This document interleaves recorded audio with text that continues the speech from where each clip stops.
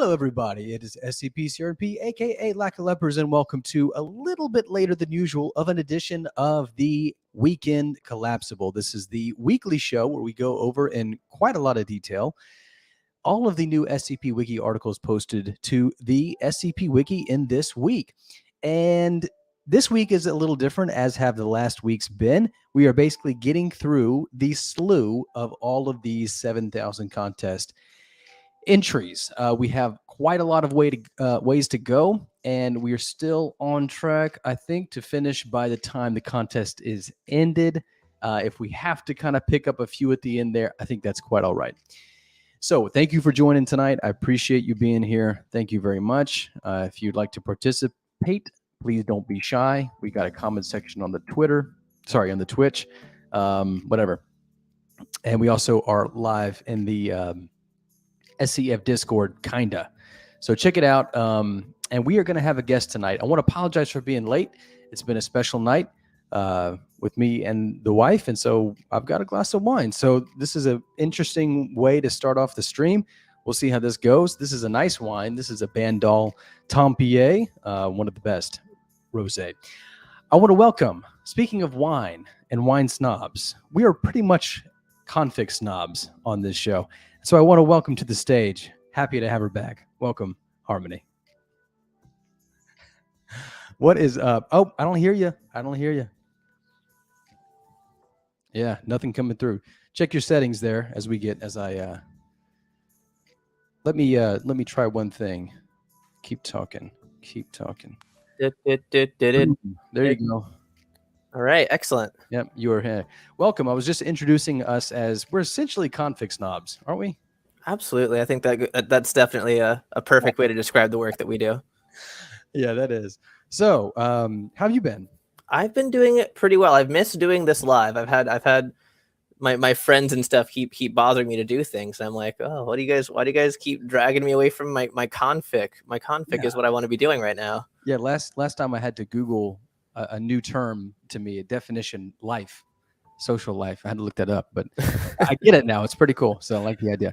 All right. So today we are going to get through as many of these as we can. I think we have some notes prepared for somewhere north of 20. Goodness. Yeah. So, I mean, we're still kind of on track. We've got a lot of way to go. So oh my God, there's too many. It's too many. And, I hate to say this, this is kind of statistically, lukewarm of a statement, but, the more you get, the more, kind of mediocre articles you get. I think there's more. Yeah, there's a lot more chaff, a lot more stuff to be filtered out. And, just to reflect on everything that we've done so far, last week we ended at, where is it? A Place to Drown In, right there is where we ended last week. So we've really gotten through all of this, probably, it's safe to say, half. And, the loser obviously was very, very good. I don't know if there are many that really just blow me away in the same way. No, I haven't. Yeah, previous. It's definitely the standout. There's been a lot that I've been like, ooh, that's quite nice, but nothing else that makes me go, ooh, that's quite nice. Yeah, I mean, I remember reading 6,000. I thought, okay, this one's probably gonna win. I remember reading 4,000. I was blown away. And 5,000 was one that it didn't blow me away, but I was like, oh yeah, this one's gonna win. This one's really cool.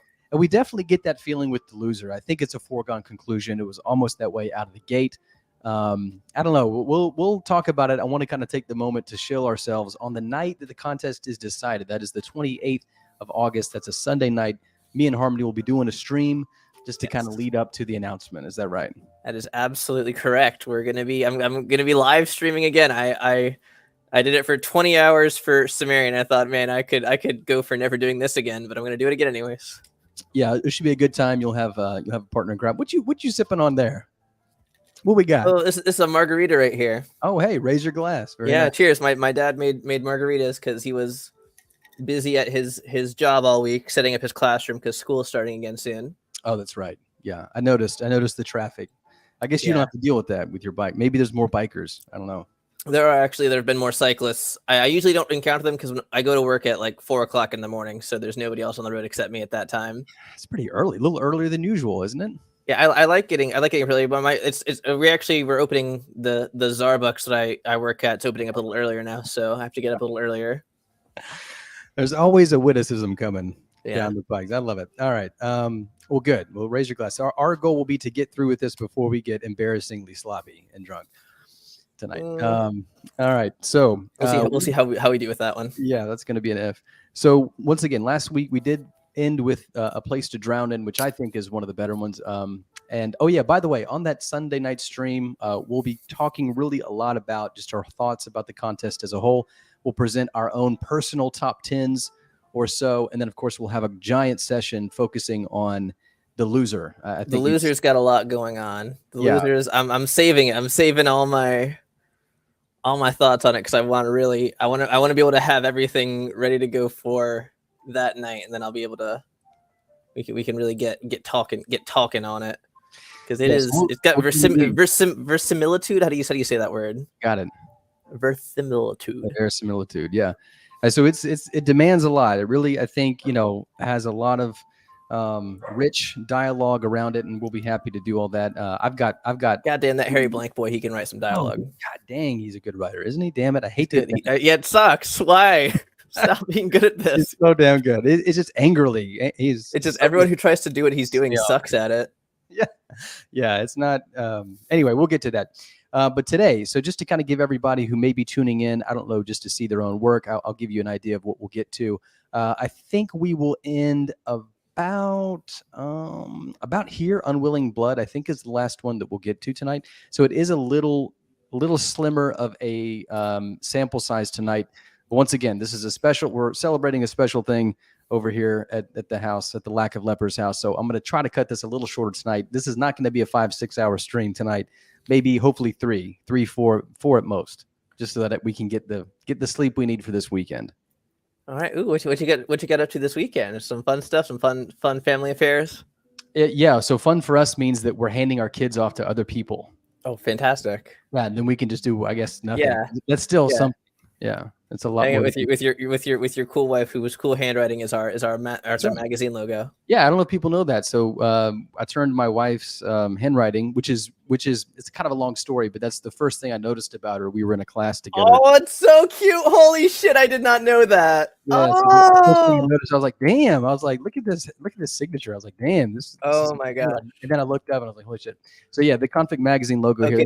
That was already the cutest thing, and now you've just made it even more the cutest thing. I'm dying. I love that. So she was kind enough. This took like several times. It's very not easy to make a type, from someone's handwriting. So that took she was a real trooper. I asked her to do this probably 5 times. So we finally got it. Yeah. All right. Enough with the sappy stuff. We're already getting sloppy. I'm tearing up over here. I'm like, oh my goodness, I can't believe it's so cute. It's so cute. Yeah, unbelievably cute, actually. I don't know, something about good handwriting. It just conveys a composed individual. I don't know. I all of my stuff I write by hand is in cursive. Nice. Yeah, so hers was too. So there you go. Mine is sloppy as hell. So I don't know what that says about me. I actually had one of my favorite interactions I had with any of my professors in college was I had my media law professor, which is an extremely difficult class. Don't ever take media law. Ooh. It sucks. Yeah, it's a lot of memorizing Supreme Court cases. But I would do all of my assignments in cursive, and she was the first person since I was in grade school who'd actually mark my cursive writing and be like, no, your K's are sloppy as hell, fix them. That's good crit. That's what you do here. Hey, I tightened up for that class. I took that class very seriously. Handwriting snobbery, wine snobbery, and config snobbery. We're the trifecta. It's like the SCP RCMP logo or whatever. It's because it's got the 3 parts to it. We're leaning into that. So we're coming full circle. Let's get into the snobbery. That may be a really good title for the show, the config snobs. That's okay. Well, we missed that opportunity. So we'll shelve that one for later. We'll put it for a future thing. Yeah, I'm sure we'll find a good use for it. So here's the first 3, I think. So Harmony, you started, correct me if I'm wrong, I believe you started at We Will Endure. Is that correct? Yes. Is that, hold on, that's on the other side of this board. I gotta flip this real quick. All right. Will this headphone reach? It will not. So I'm going to take this off for a second so I can flip Sounds that. Good. I'll get set up here. So what we're going to do just to kind of lay out the night, Harmony is an hour ahead of, or hour 2 ahead of me. So we will go ahead and take care of what she has prepared so that she can have a nice sleep. I assume she goes to work tomorrow at 4 a.m., things like this. We'll get that out of the way with, and I think I gave you a hefty portion this week. I think I gave you 12 articles or so. Yeah, unfortunately for me, a lot of them were quite bad, and I could dispense with them in like a sentence. Yeah, that is almost a blessing, isn't it? In some ways. Yeah, I had to read them, but after I read them, I didn't have to say because there wasn't much to say. Yeah. Well, let's get into them. So this is We Will Endure, and this is actually co-written, if I'm not mistaken, by Stormbreath and Flops. Is that correct? I believe so, yes. Okay. So here we are at 69. Nice. So tell us a little bit about this one as we take a I like this one. I like this one a lot. I boiled it down to the anomaly as luck goes medieval, because that's what it is. But it's actually got some pretty well written medieval type, like it's got well written dialogue that's authentic to what it's trying to do. I liked it a lot.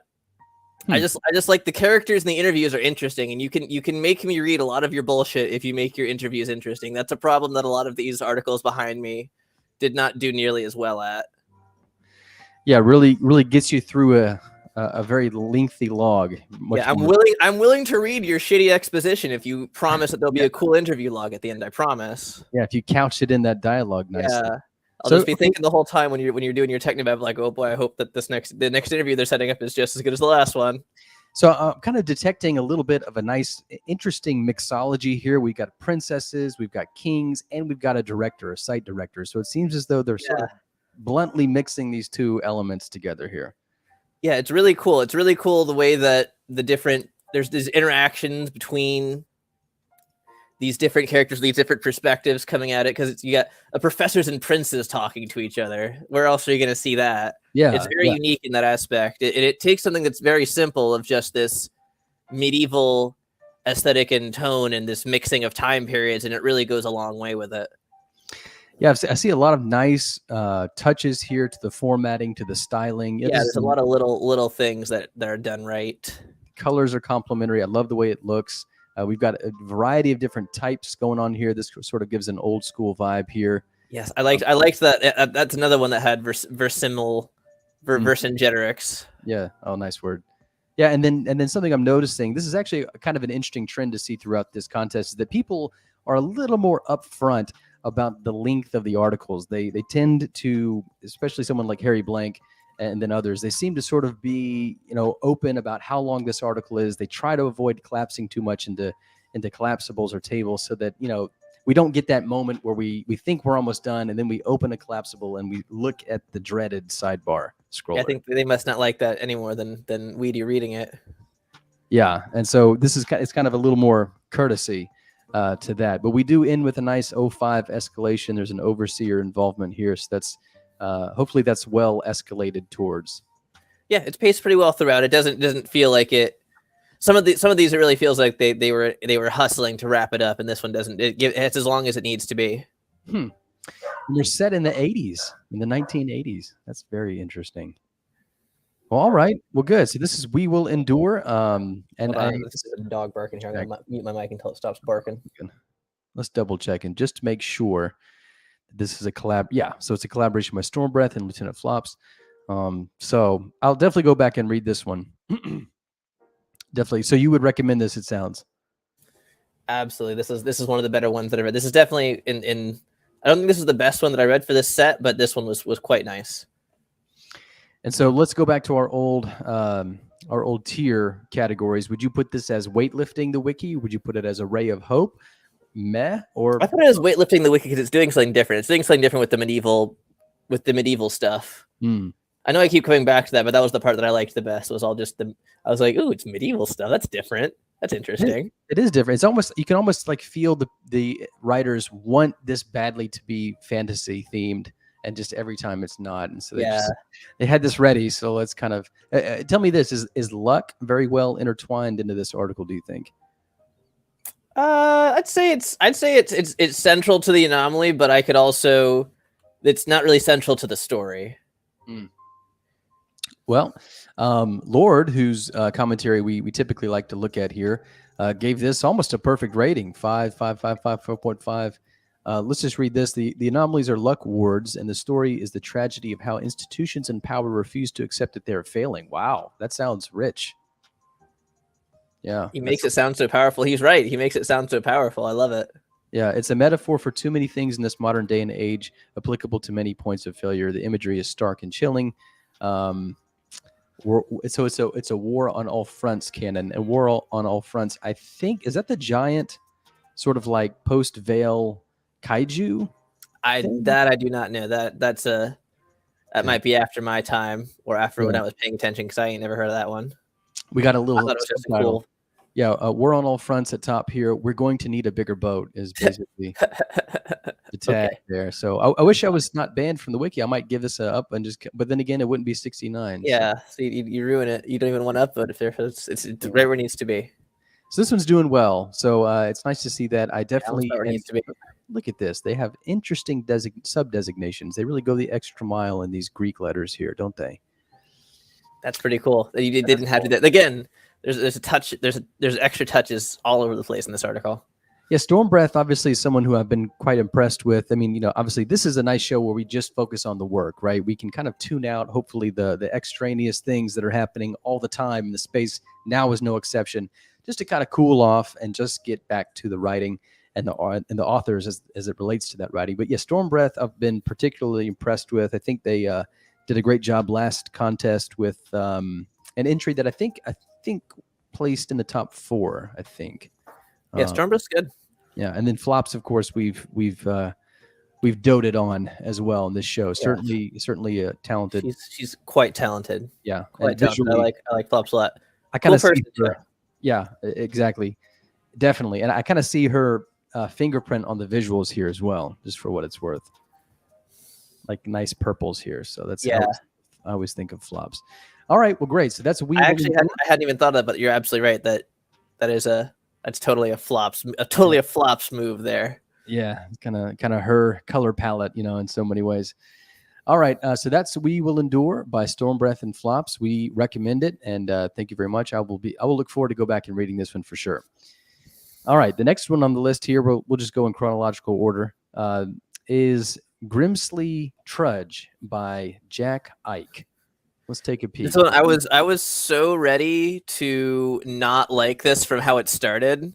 I was so ready to think, oh, this is going to be dog shit. Oh no, look at it. Then I got to here and I'm like, hold the phone.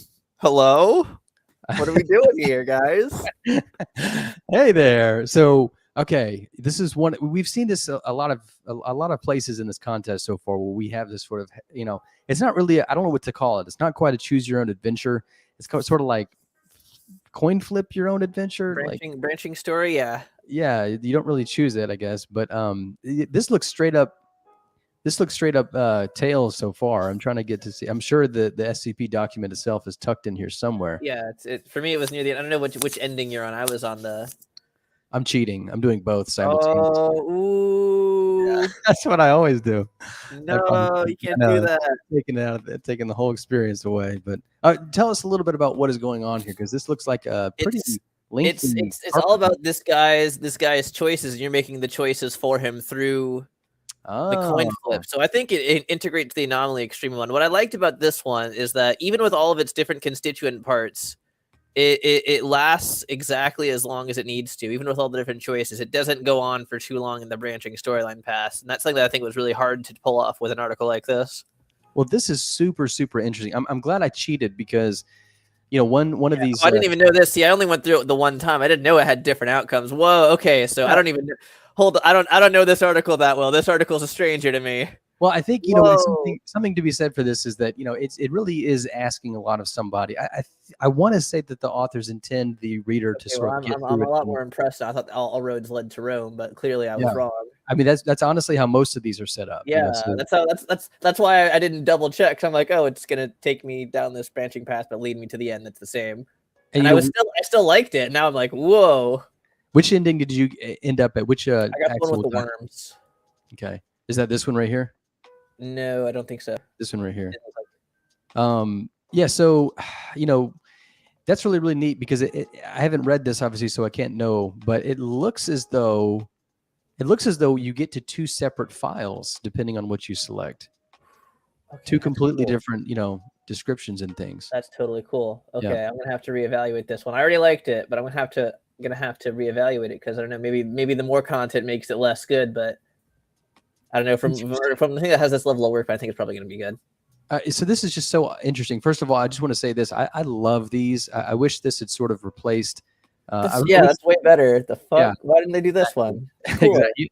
Yeah, you finished my sentence for me. Yeah, I mean this is just, it has elements of RPC in it with these sort of hazard sort of hoverable. Bit of wayward too. Bit of wayward society. Yeah, and so it just looks so freaking elegant. This is what in-universe documentation would look like, not the ACS, which looks kind of cartoony once you kind of get a vibe of this guy. Yeah, this makes it look like a children's toy. Yeah, exactly. And so, this is interesting. I mean, this is a very bold thing to attempt, all this redaction, all this black box redaction. Ooh, I love the redaction, the contain. I love all the black boxing just because there's so much of a backlash against it. To see it used so boldly and like unashamedly and unabashedly, you love to see it. Yeah, I haven't seen a bold enough move of this variety since the 5000 contest, when Malice Afterthought attempted an entry that was all containment procedures, and then of course the only thing in the description was a redacted. That's obviously a very, very. I've seen that attempted and fail multiple times. Spike Brennan tried that, didn't work. Salmon Corbett tried that. Salmon Corbett actually had an excellent rationale. They had one where it was the book of bony fish that makes you think that you are a fish, and it was like it's redacted because it's going to make you think you're a fish. There you go. So then they had to rewrite it on the fly to make it still turn you into a fish, but also let you read the article so people would stop complaining. And so then we get at the end sort of this, when these days, these open world, these multi. This should have tipped me off. I thought I didn't clue in that this was actually telling me that there's more than one ending, dipshit. And then you can actually, it looks like you can go to each ending. There's 4 endings total. We actually only hit 2 of them. I just kind of wanted to look at them real quick. Maybe, yeah. Yeah. So, oh my gosh. I think there's different anomalies for every single ending. Yo, okay. God. I did not do my due diligence on this one. I apologize. No, you shouldn't. I mean, that's way too much. It's like 4 articles in one. Okay, I finished reading this. This is my stack. I finished reading it. I did not really pay attention. I'll be honest to that block at the end. I thought it was just like an 05 voting block thing type deal. Well, I'm really interested in this now, because honestly, everyone that I've seen try this coin flip gimmick, besides SCP-7000 7KJ, which we talked about before the contest started, which is really nice. I really haven't seen that mechanism used, excitedly. It seems a little ham-fisted. This one seems like it really opens it up and really revs it. Yeah, I'm into it. This is cool. Well, I'm definitely going to go back and read this one. I take it from what you did read that this would be a recommendation from you. Yeah, I was ready to recommend it already. Now it's showing it's got a whole it's got a whole other hand that I didn't even know about. Yeah, I'm actually how many tags? Hold on, go back. How many tags does this bad boy have? Oh boy, I wonder if that changes. That's a lot. Let's see. Hold on, I want to see how many tags this bad boy's got. Sometimes my browser doesn't want to. Okay, wow. I think once again we'll probably do like a little awards, like supplemental award show. This one might win for most tags. Wow, yeah, that's a. Did you know that I once had the not anymore, but I once had the article with the most tags on the SCP Wiki? I did not know that. It was when I first posted Mr. Brass. He had the most tags of any article. He had 23. So 23, 1, 2, 3, 4, 5, 6, 7, 8. Let's call it 8 times 4, which is what, 32? Yeah. This one, you're looking a little north of 30 on this. Yeah, I'm not even my mind wouldn't even be close now. But then again, to be fair, it is 4 different anomalies. That's true. Yeah. That's true. Maybe it's not quite the same. Yeah. I'm a little surprised at the rating. Maybe you want. I mean, ratings obviously. I kind of nowadays take a post-rating, post-upvote sort of vibe where, in the old days I used to get really worked up about them. Nowadays, they're so insignificant. I don't really give them the time of the day anymore. But it's only when they're extreme that they're notable. Yeah, and so I wonder, something like this, sometimes I like to point out if I think that there's... I'm shocked that there's only 5 people commenting on this, though. What the hell? Exactly. That's kind of what I'm getting at. Who the hell is failing to read this? At least, okay, SD Lock, Harry Blank. Okay, so we've got true consummate SCP appreciators are appreciating this. Well said. Well said, yeah. So these people are thinkers and they're paying attention, so absolutely. I will say I respect Harry Blank a lot more than SD Lock because... Harry Blank has never completely eaten his foot in front of me. Oh, I remember that. You're talking. Yeah. So, by the way, so we will go over Locke's entry tonight. I'm thinking about saving it for the end because it's the one that I have the most commentary on. We'll probably spend about 45 minutes on it. But having read it, I totally understand why Locke came to you. I'm not saying that it wasn't a foot in the mouth because I think it was. I think it was a pretty funny minute. Very offensive. Yeah, but having read the article, I totally understand why. This really does take your class of 76 and send it into it kind of, just to continue something we were talking about earlier tonight. It really does dress it up very nicely and take it out to a fine dining restaurant that it has never gone to before. So it's good. I mean, I think I'll it's be honest, I hadn't read it because I was annoyed with him, and I was like, well, fuck you, I'm just not going to read it. Yeah, it definitely did a lot of good justice to the class of 76. I think I'll have to read it after all then. It was more through the lens of SCP, I think it's 2316, that DJ Cactus article. Do you the one that everyone says, yeah. Yeah, exactly. So it's more kind of prismed through that, but it definitely it is a bit of a love letter to the class of 76, I think. Okay. Yeah. I'll check it out then. Okay, because I was ready to let that one be the one that I didn't read this year because I was like, yeah, you're being kind of fucky. I'm not gonna. Yeah, we'll go over that. I may save that one for last, just because that's kind of the headliner, I would say, of this set.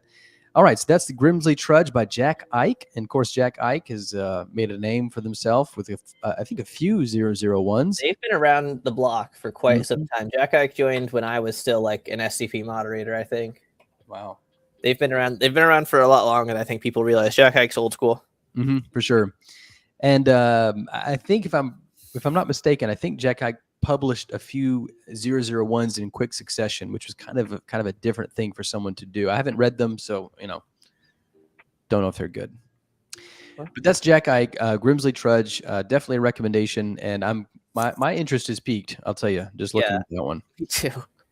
All right, the next one is by author Utilike. This is called The Last Remaining Variant. Tell us a little bit about this one. I did not like this one quite very much at all.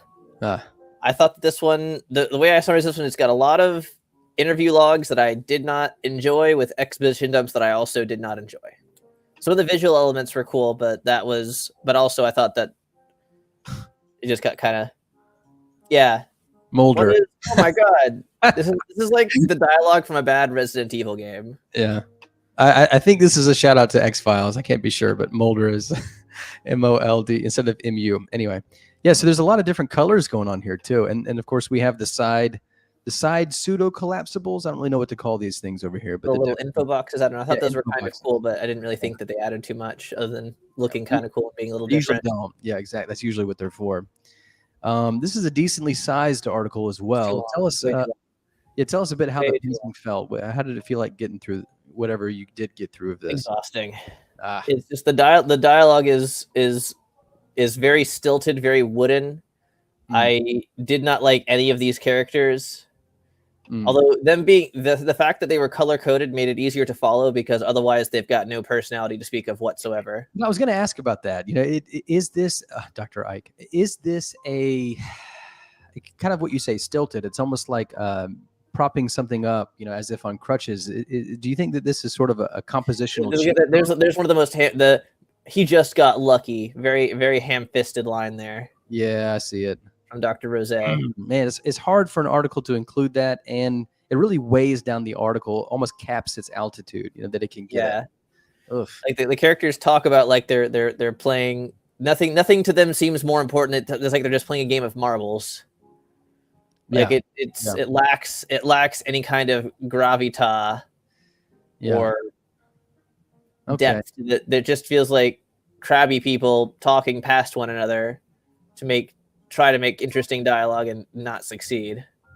So it looks like we've got an anomaly here that's essentially a human, 33-year-old. SCP-7000 is not anomalous, however, appears to be the only remaining multiverse. I thought the idea is pretty cool. It's the last survivor of the multiverse. Where like every other version of this guy and every version of the universe has been killed except for him. He's the last surviving iteration. So it's kind of like an inverse researcher Lloyd. Yeah. Yeah. If you ever read that one, I have read that one. I do be knowing the one you talk about. Yeah. Okay. So that's kind of an interesting idea. I mean, I think it's once again, I mean, you have to kind of give it some props because it's very difficult for an article to explicitly state that the subject matter is non-anomalous and then it still work in, a place where, I can deal with that. Yeah, it does that well. It justifies itself well. Like the anomaly feels justified. Nothing feels unjustified or like out of whack. It's just very boring. Okay. Yeah. Doesn't really pop out of the page. No, it's just it's the same thing that we've seen of the structure of long interview log, exposition dump, long interview log, and I praised it before for that other one that did the one that flops and Storm did because it was done well. Mm-hmm. Here it's not done well. It's not done well at all. Yeah, it looks as almost though this is almost sort of carrying on the. It's like that person who's still at the concert lawn, where the concert's ended and they just won't leave.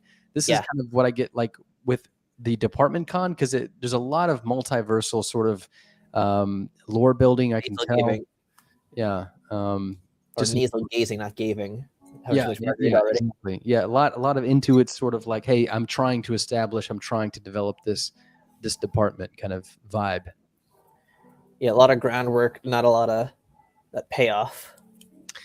All right, so let's take a little peek here. So it says it's been 4 years since I last entered a contest. The last time, this was the SCP-4000 contest. I remember Utilike's entry into that contest. I think it did rather well for itself.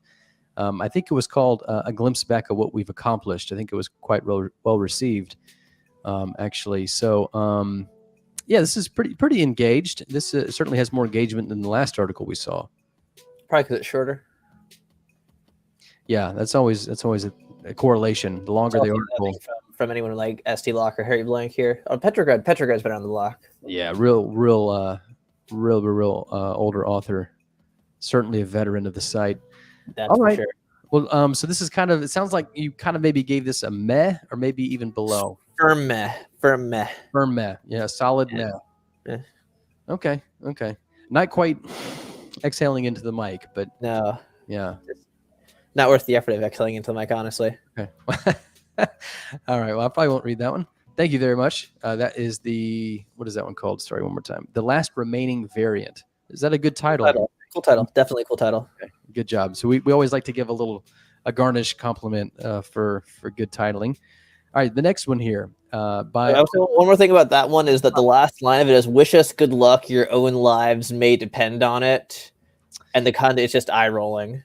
It's way too self-serious in that moment. Your own lives may depend upon it.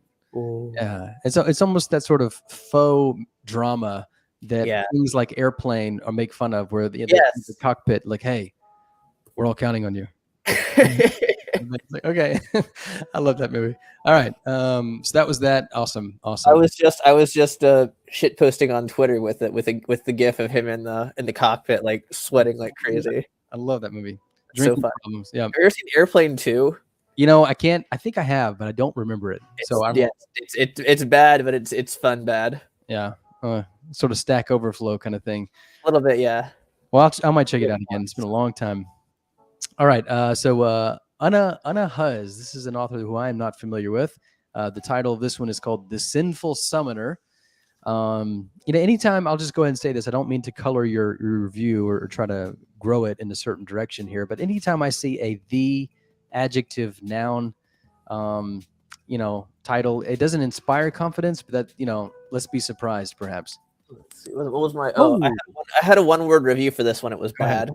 Well, I think, typically on the show, we take the opportunity to skip highly negative ones. I'll tell you that. Yeah, this is just a bad one. I didn't like this at all. So I did not read very far into this. That's fine. Tell us a little bit about what you read, and it's. I remember it was Maria Jones, and anglicized, by the way. Because Maria Jones, I think canonically for most people's headcanon, is actually a black woman. Yeah. Ooh, I had forgotten about that. That's kind of fucked up, isn't it? I'm just saying. I hadn't even been thinking about that. It doesn't use the character well. Okay. There's some shit about teleportation. I'll be honest, I don't remember. I just remember reading like the first couple paragraphs and be like, this isn't anything. Yeah. Kind of tuning out. I'll be honest. I try to tune out the reading, but I saw it. I saw the stock photo picture. I saw the first couple paragraphs were just not written well, and I was just like, "This is." I can already tell this is not worth. This is not worth the time. Anytime there's like a stock photo of someone smiling at the camera, it's almost always a bad article. Yeah, and even then, sometimes it's still upvoted. Like the very first one of this contest, which is Your Honor League of Legends. I'm pretty sure we all know. We all know this picture. But yeah, so let's take a peek at it now that we're here. When I did this review, I said that the authors are very clever because this is essentially the stereotypical, prototypical, archetypal individual reading the SCP Wiki right here. So they basically just put that person as the photo. Nice. That one's doing well. Yeah, so it's a shame to see, but it kind of give us a vibe. So like, was this taking itself seriously? Was it? It takes itself seriously. Yeah, it's a completely serious SCP. It's just, it's not. Well, I guess it's serious, but it's also not serious because the SCP parts of it are serious, but then it kind of I feel like it loses focus. Gotcha. It kind of gets carried away with itself. I kind of get the idea that you ever see somebody dancing, let's say at a party, and you know they're having a good time, they're in control of themselves, but then they kind of let themselves go, and they get a little overbaked when they're dancing, and it's kind of like like when they get the lampshade on their head. Yeah. It's like, okay, you get calm down just a little bit, just reel it back in just a little bit. Yeah, the Maria, Mamma Mia. Yeah, that's kind of what's happening here, huh? Yeah. So it starts. I'm having trouble finding ways to describe it other than that none of it was well written and all of it was not good.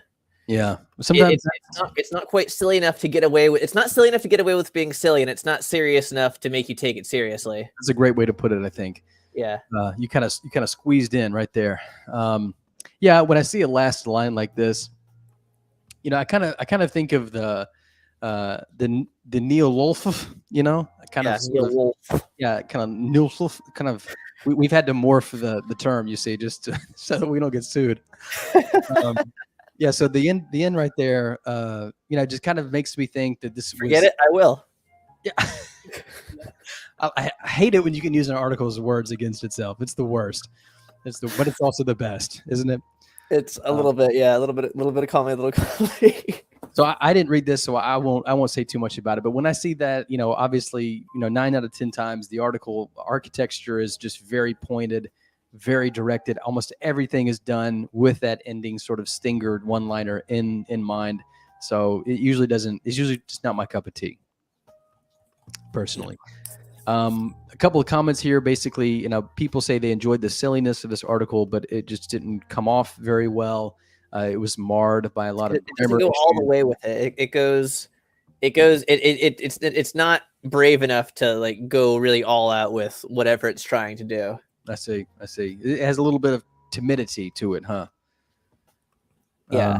Like one of the test logs, it's everyone's wearing Halloween costumes and we're using LED Christmas lights, but it's only a paragraph. It's like you could milk a lot more out of that to make it interesting, but it seems like they're trying to rush through the interesting parts as quickly as possible.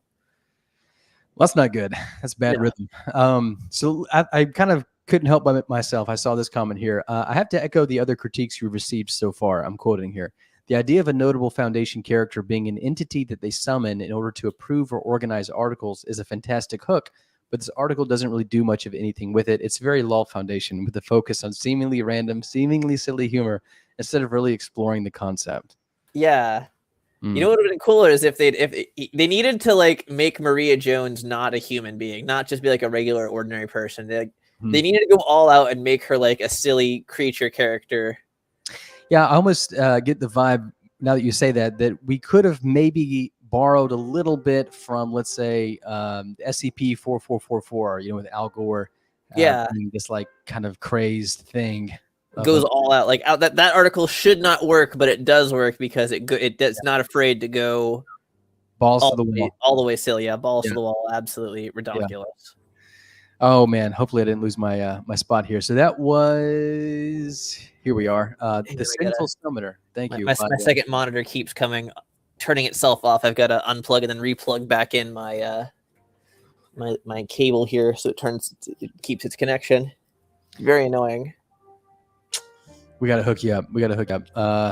But first, don't forget about the GoFundMe for Sumerian, which is ongoing. And yeah, once again, thanks Harmony for what you did last weekend, or was it 2 weekends ago? I guess I don't even remember. It's all blurred together in my brain.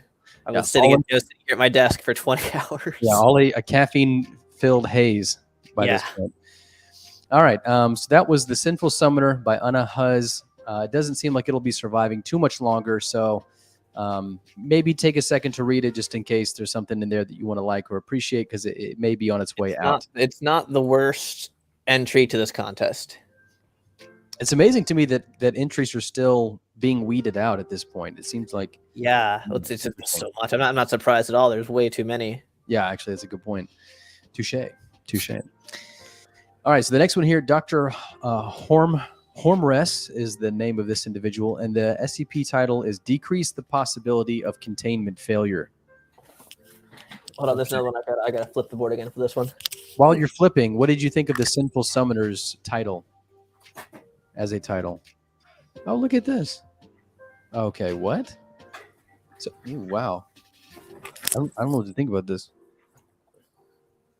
What? Go ahead. Yeah, and this is cool. I like this one. I thought this was really cool. Yeah, this is really interesting. Yeah, I like that. The one reason I like this one is that even though it's got normal containment, like all of the description still feels like we're in the containment procedures in a good way. This is a very interesting setup. Yeah, it's got a lot of really cool. It's taking the age-old concept of an anomaly that has different religious orders giving different rituals, but kind of containing the same thing. But it really, pedal to the metal, takes it all the way. I kind of get the vibe here, just reading through a few sentences, that this is something that the holders would look on, and then a tear would shed. You know. Just yeah, absolutely. No, this one's super cool. Let's see. I had 3 notes for this one. Good visuals, paced well, and it mostly reads like containment procedures in the best possible way. That is so cool. I mean, look at all the cool shit this has got going on. I like that it's broken up into all these notes, so it's paced out, but it's not hard to read. No. And it goes into more of it after. There's a collapsible down there underneath the footnotes. There's that little triangle you can click on. Yeah. The latecomers, huh? So, yeah, this is a gorgeous article. I mean, I particularly appreciate this logo work that's here. Super cool. It feels very genuine, very organic. And then this is just an excellent, this sort of monotone, sort of black and white arrangement of this ACS just looks so damn good. Wow. Excellent. Okay, so we have anomalous religious expressions department. That's immediately interesting. There's a lot of ceremony and ritual going on here. I'm not sure what this containment class means, but I guess that's okay. Tiamat obviously is something we've seen before as well. Okay, so you would recommend this? I would recommend this. It's really cool. The tie to luck is a little bit tenuous. I think that the only connection here really is that it's the odds of all of this ceremonial work doing what it's supposed to do, you know, cabin in the wood style, I guess. I see, as the name might suggest here. Yeah, but goddamn does it, I don't care how tenuous the connection is. This is fucking cool. Yeah, looks like we got some mixed commentary here. I wonder who doesn't like this as a loser. Yeah. An idiot. Okay, so but the skip felt like it was a balloon full of hot air. I'm not sure about that simile right there. No, there's a tremendous amount of work went into this. This is not like those other ones that are just saying, wait for it. This is delivering from the first moment you start reading all the way through. You know, it's interesting when you look at what I love so much about the wiki, and honestly, the user base, you know, the readers and the commenters have done a much better job during the contest. I think they sort of rise to the occasion and leave a little more substantial crit and replies, you know, certainly more than just like, hey, you know, milk +1, stuff like this. We see that, you know, all the time. But in the contest here, it seems as though people kind of give a little more forward to chew on. And so I like to see that, because when people don't like it or do like it, you know, whether this is right or wrong, I tend to crit, you know? Why can't you do this all year, guys? No, we would honestly not be up here. I wouldn't have a job. You know, there'd be no reason for me to be up here. If, Yeah, we have nothing to do. We have to find something more productive to do with our time. Exactly. Yeah. Because I mean, at that point, I could just sit back and I have nothing to say because everybody said it for me. There's actually a couple of articles this week where I was so floored by the commentary that I didn't have anything to say, which is saying a lot.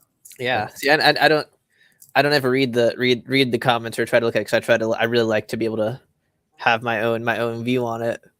Yeah, so I read the article and then I But wrote. Also, I like doing it after here with you because I see it for the first time and it's like, ooh, interesting. Yeah, and so this one, for example, this runs into the same problem as most mystery, particularly Department of Abnormalities articles. Too much vagueness and not enough info to be interesting, which of course is disagree. Yeah, it's a difficult balance. I mean, that's kind of the point with the Department of Abnormalities, right? I mean, there's certainly something that's difficult to do, though. Yeah, this is cool. All right. So yeah, I mean, once again, I'm immediately interested in this. Obviously, most of that just on the first approach is visual, I'll admit, but this looks this certainly is unique, certainly. So Harmony recommends this. This is decrease the possibility of containment failure by Dr. Hormrus. All right. Yeah. The next one is Mother Nature's Sketchbook by Ark Lund. I gotta flip my board again. Ugh. Interesting. A lot of collapsibles going on here. Uh-oh, I see all caps. I see all caps type. Okay. All caps type. Extra super cool addenda at the end. All right, tell us about this one. What do you think? I said that it was cute, but the loose leaf at the end made it hard for me to take it seriously. It felt it ended on a very amateurish note. Don't you hate that? This is not the first one. Yeah, it's almost like that should be a no-no. That should be something that you like don't start off strong and then don't trick me into reading your article and then just fucking waste my time at the end of it. Come on, guys. I hope at least that this loose leaf in universe and document is written by a child. Yeah. The reason that I don't know if it was written by, what was it? I don't even remember. Hold on, let me check. Let's take a peek at it. I think it was this central character they've been communicating with who's been very concerned about the animals. I don't know. I'm not sure if they were a child or if they were just meant to be childish. Interesting. I think it was definitely a naive, immature character, but the torn out of your scholastic notebook loose leaf paper did not, especially with like the pencil drawings around it. Yeah, it very strongly gives the vibe that you did this during your class, you know, and that you're of an age where, I mean, this is wide ruled paper as well. Just FYI. So I mean, not even college rule. You're not even in college yet. Come on, bro. Tell yourself. Get your rulage right. Yeah. So I mean, this just seems like this whole thing was done and thought up, and I don't know, maybe. But then again, I honestly, I get to the commentary. I'm instantly suspicious of all caps broken English. We've got interesting grammatical decisions, I guess I'll call them. Multiple. How do you transcribe that from dialogue? It doesn't make any sense. There's a space between a space in the. Yeah. Are they? It's like the Home Improvement, like Yeah. Oh. Yeah. Just repeated phrases. I can't do my Tim the Toolman Taylor ain't what it used to be. That was good. I've only watched this show once, so a likely story. Yeah. Okay, so this doesn't sound like something that you would. Oh, good word, unfurled. Doesn't sound like something that you would recommend. I wouldn't go as far as to not, because even though it's silly, like it's still SCP-7000 has a character to it. Like there is a character here. So I would say I can't not recommend it because it's not a complete waste of time, but I also didn't like it, so I'm not going to recommend it. But I'm not going to say don't read it. I'm going to say this is another one that's firmly meh. Okay, fair enough. Firmly meh. This one has enough redeeming quality. I don't even see that there's more loose leaf. Yeah, and there's actually the strangest thing is that there's an opportunity. There's a adumbration of loose leaf here as well. I mean, it sounds like maybe you should just go ahead and do it since you've been doing it, but you know, that's just me. Yeah, there's multiple loose leaves here. This one's torn up. Ooh. Very edgy. All right, Like again, that doesn't look. That looks like a very carefully torn up, not like you right. ripped it up. It's too Yeah. convenient. It's too convenient. You've got all your text centered in. You don't do that when you're writing up, and don't care if you tear it up that no one can read it after. They should have taped it back together if they wanted people to believe that. Okay, so it's first article, so that's something just to note. Yeah. Minor things. Yeah, the review, the crit here, the comments here are actually pretty favorable. So that just makes for an interesting little drama. Y'all check that out if you think you'd like it. I think this is a pretty long article, honestly. I mean, a lot of it is spacious discussion, but we've got table work. The loose leaf really, you lost me with it. That This first is image, nice. cool though. Yeah. Except that I don't know. The fist is a little generic. We see that all the time with multiple things, actually. So I'm not too sure.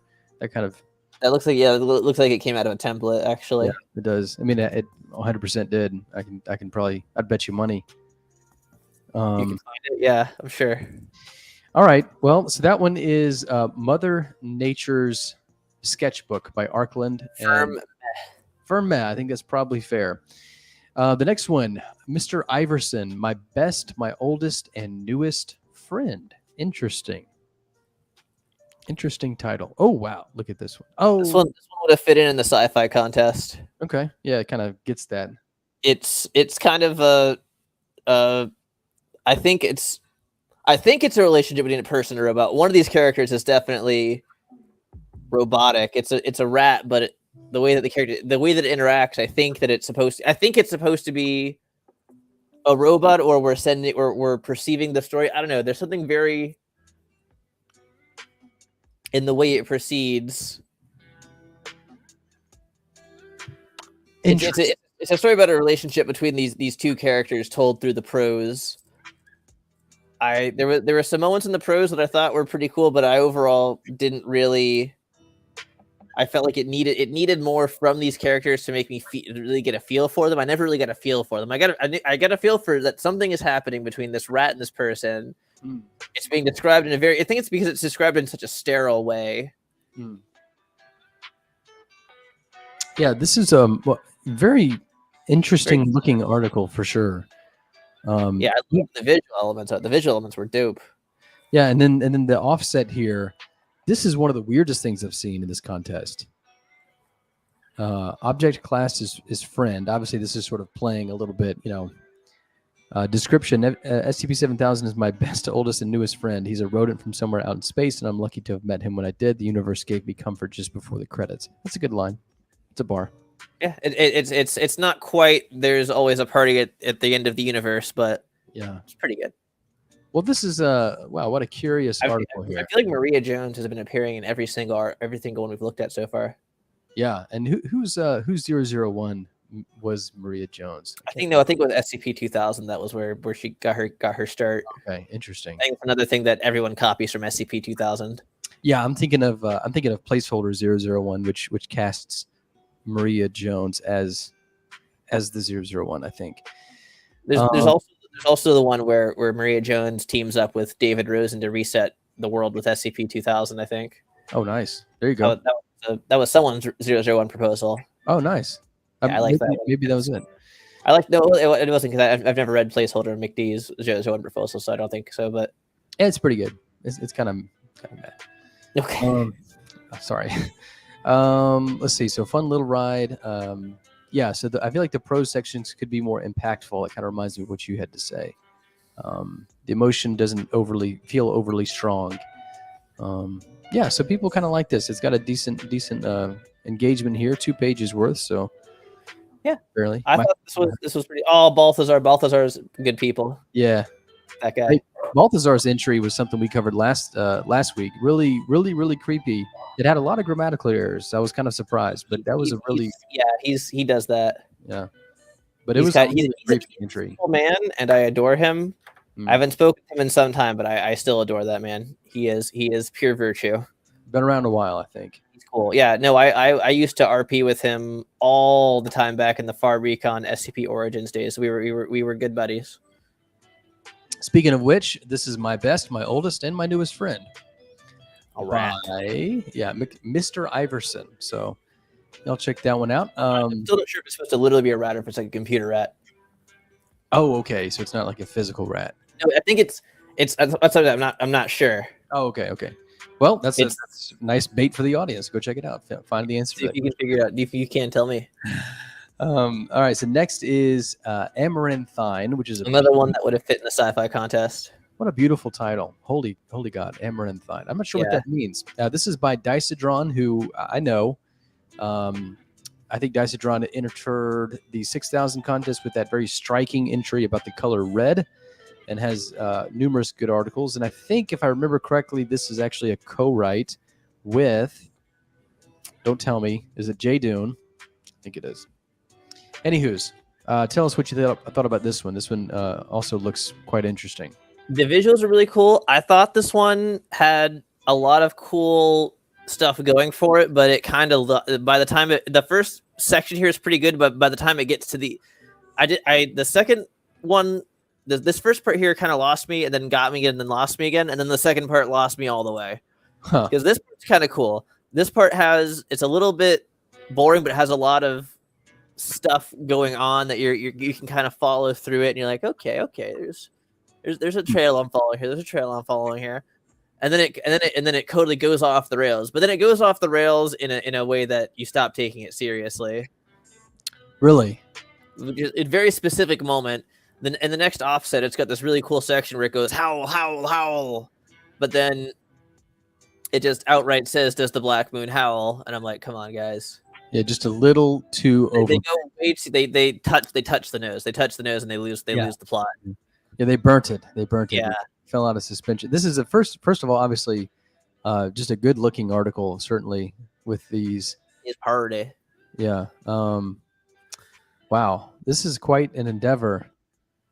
Yeah, I'm shocked to hear that, because honestly, when you read kind of the first little bit, it seems like one of these articles that's taking itself very seriously. It feels like it's very, it's trying certainly to make canonical impact with making the actual skip network the anomaly here, the database itself. Yeah, they're actually competing to try to win SC. Like, I like this because I was a little bit too dry for me, but also it was really I was actually interested in reading, because you're right, SkipNet doesn't really get a lot of fleshing out, but when it goes off, when it goes into the madness, it goes in and I'm into it, but then by the time we come out, I'm out of it.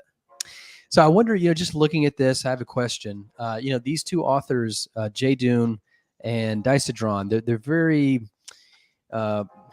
different. They're very different authors, and so I think we're kind of starting to see that already. This image that's provided is Hog Slice, which everybody knows is a pretty frontlining, I would say, Null Foundation article. And so this is kind of taken Twitter. Yeah, so this is that article that's sort of creepified a little bit with some sparse imagery about the black moon and crushed up bones and stuff like this. So just almost immediately gives this really, really odd pairing to me between sort of Jay Dune's more typical approach and Dicedron's, one of those, the first one being a little cavalier and then the second one being just very intense. And the mix seems odd to me. It works until it stops working for me. Yeah.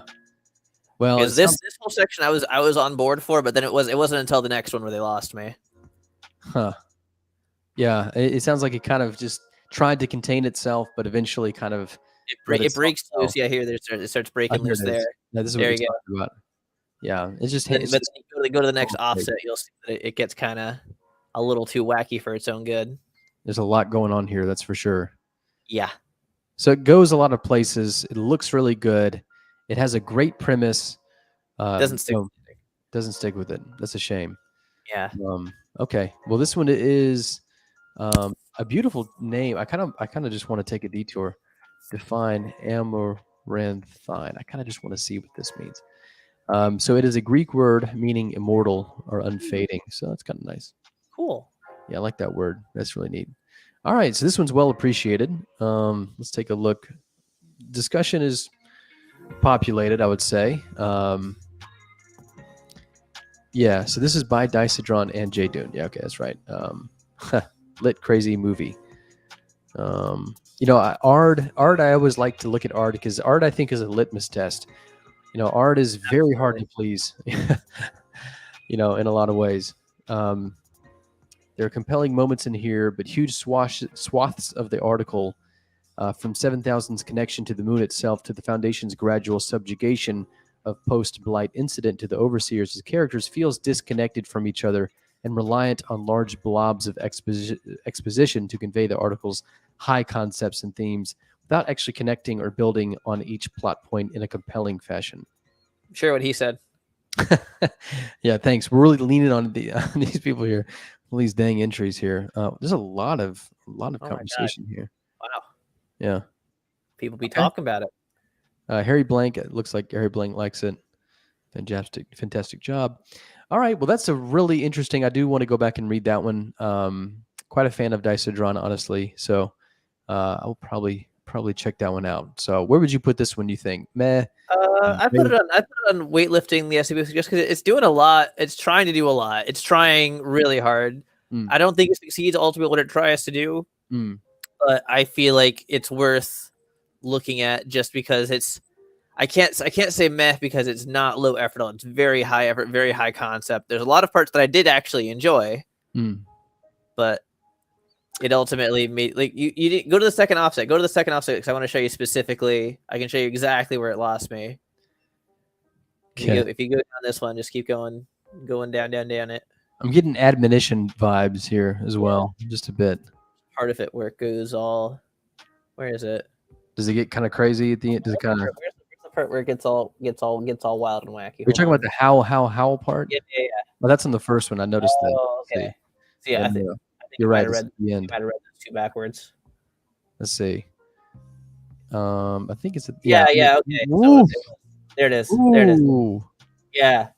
Ooh. It's cool. That's so cool, right? That's cool. But then they ruin it. They ruin it at the end. Look at that. You know. Oh man. See? Like you get to that and you're like, oh. What have you done? Yeah. What have you done? That was so cool, and you fucked it up. Done. Fucked it up. Oh. Okay. Wow. Yeah, I definitely missed that one the first time through. Holy good. Frustrating. Yeah. Obviously, I kept trying to wait till you were getting to that part so I could point it out. Wow. Like how from like 100 to 0 is that, right? Yeah, I thought you were talking about this. No. Yeah. Like that's like the trend, and then it goes to this. You know, I still thought this was a little overbaked. Yeah. Crispy now. Look at this. Like that was like this is cool until it's stupid. Oh, I just like I like this. If you just left it at this would have been better. And then it's still all right. Still, I'm still with you. You lost me. That is so good. Yeah, what is going on in these people's heads, Harmony? What are they thinking? What are they doing? Good. It's so dumb. I mean, it's almost like shaking the readers. Like, notice me, please. Please notice me. I'm quoting Troy. Do you guys remember Troy? Remember when he said this? You guys? It's like an attention arms race. You just gotta. Gosh. Okay. Well, I'm really sad to see that. I totally agree with you. That seems completely ridiculous. Totally dumb. Ruins the article. Yeah. You know, you only have to make one mistake when you're traveling very fast on the interstate to wreck everything. Yeah. So. All right, so that's Amaranthine by Dice-O-Dron and J. Dune. That's got some interesting moments, but ultimately a good review from Harmony, I think. So check it out if you got the time. I think I'll probably go back. Good, but frustratingly not great. There you go. I'll try to get through at least to where you got to. I don't know if I'll get through past that. All right.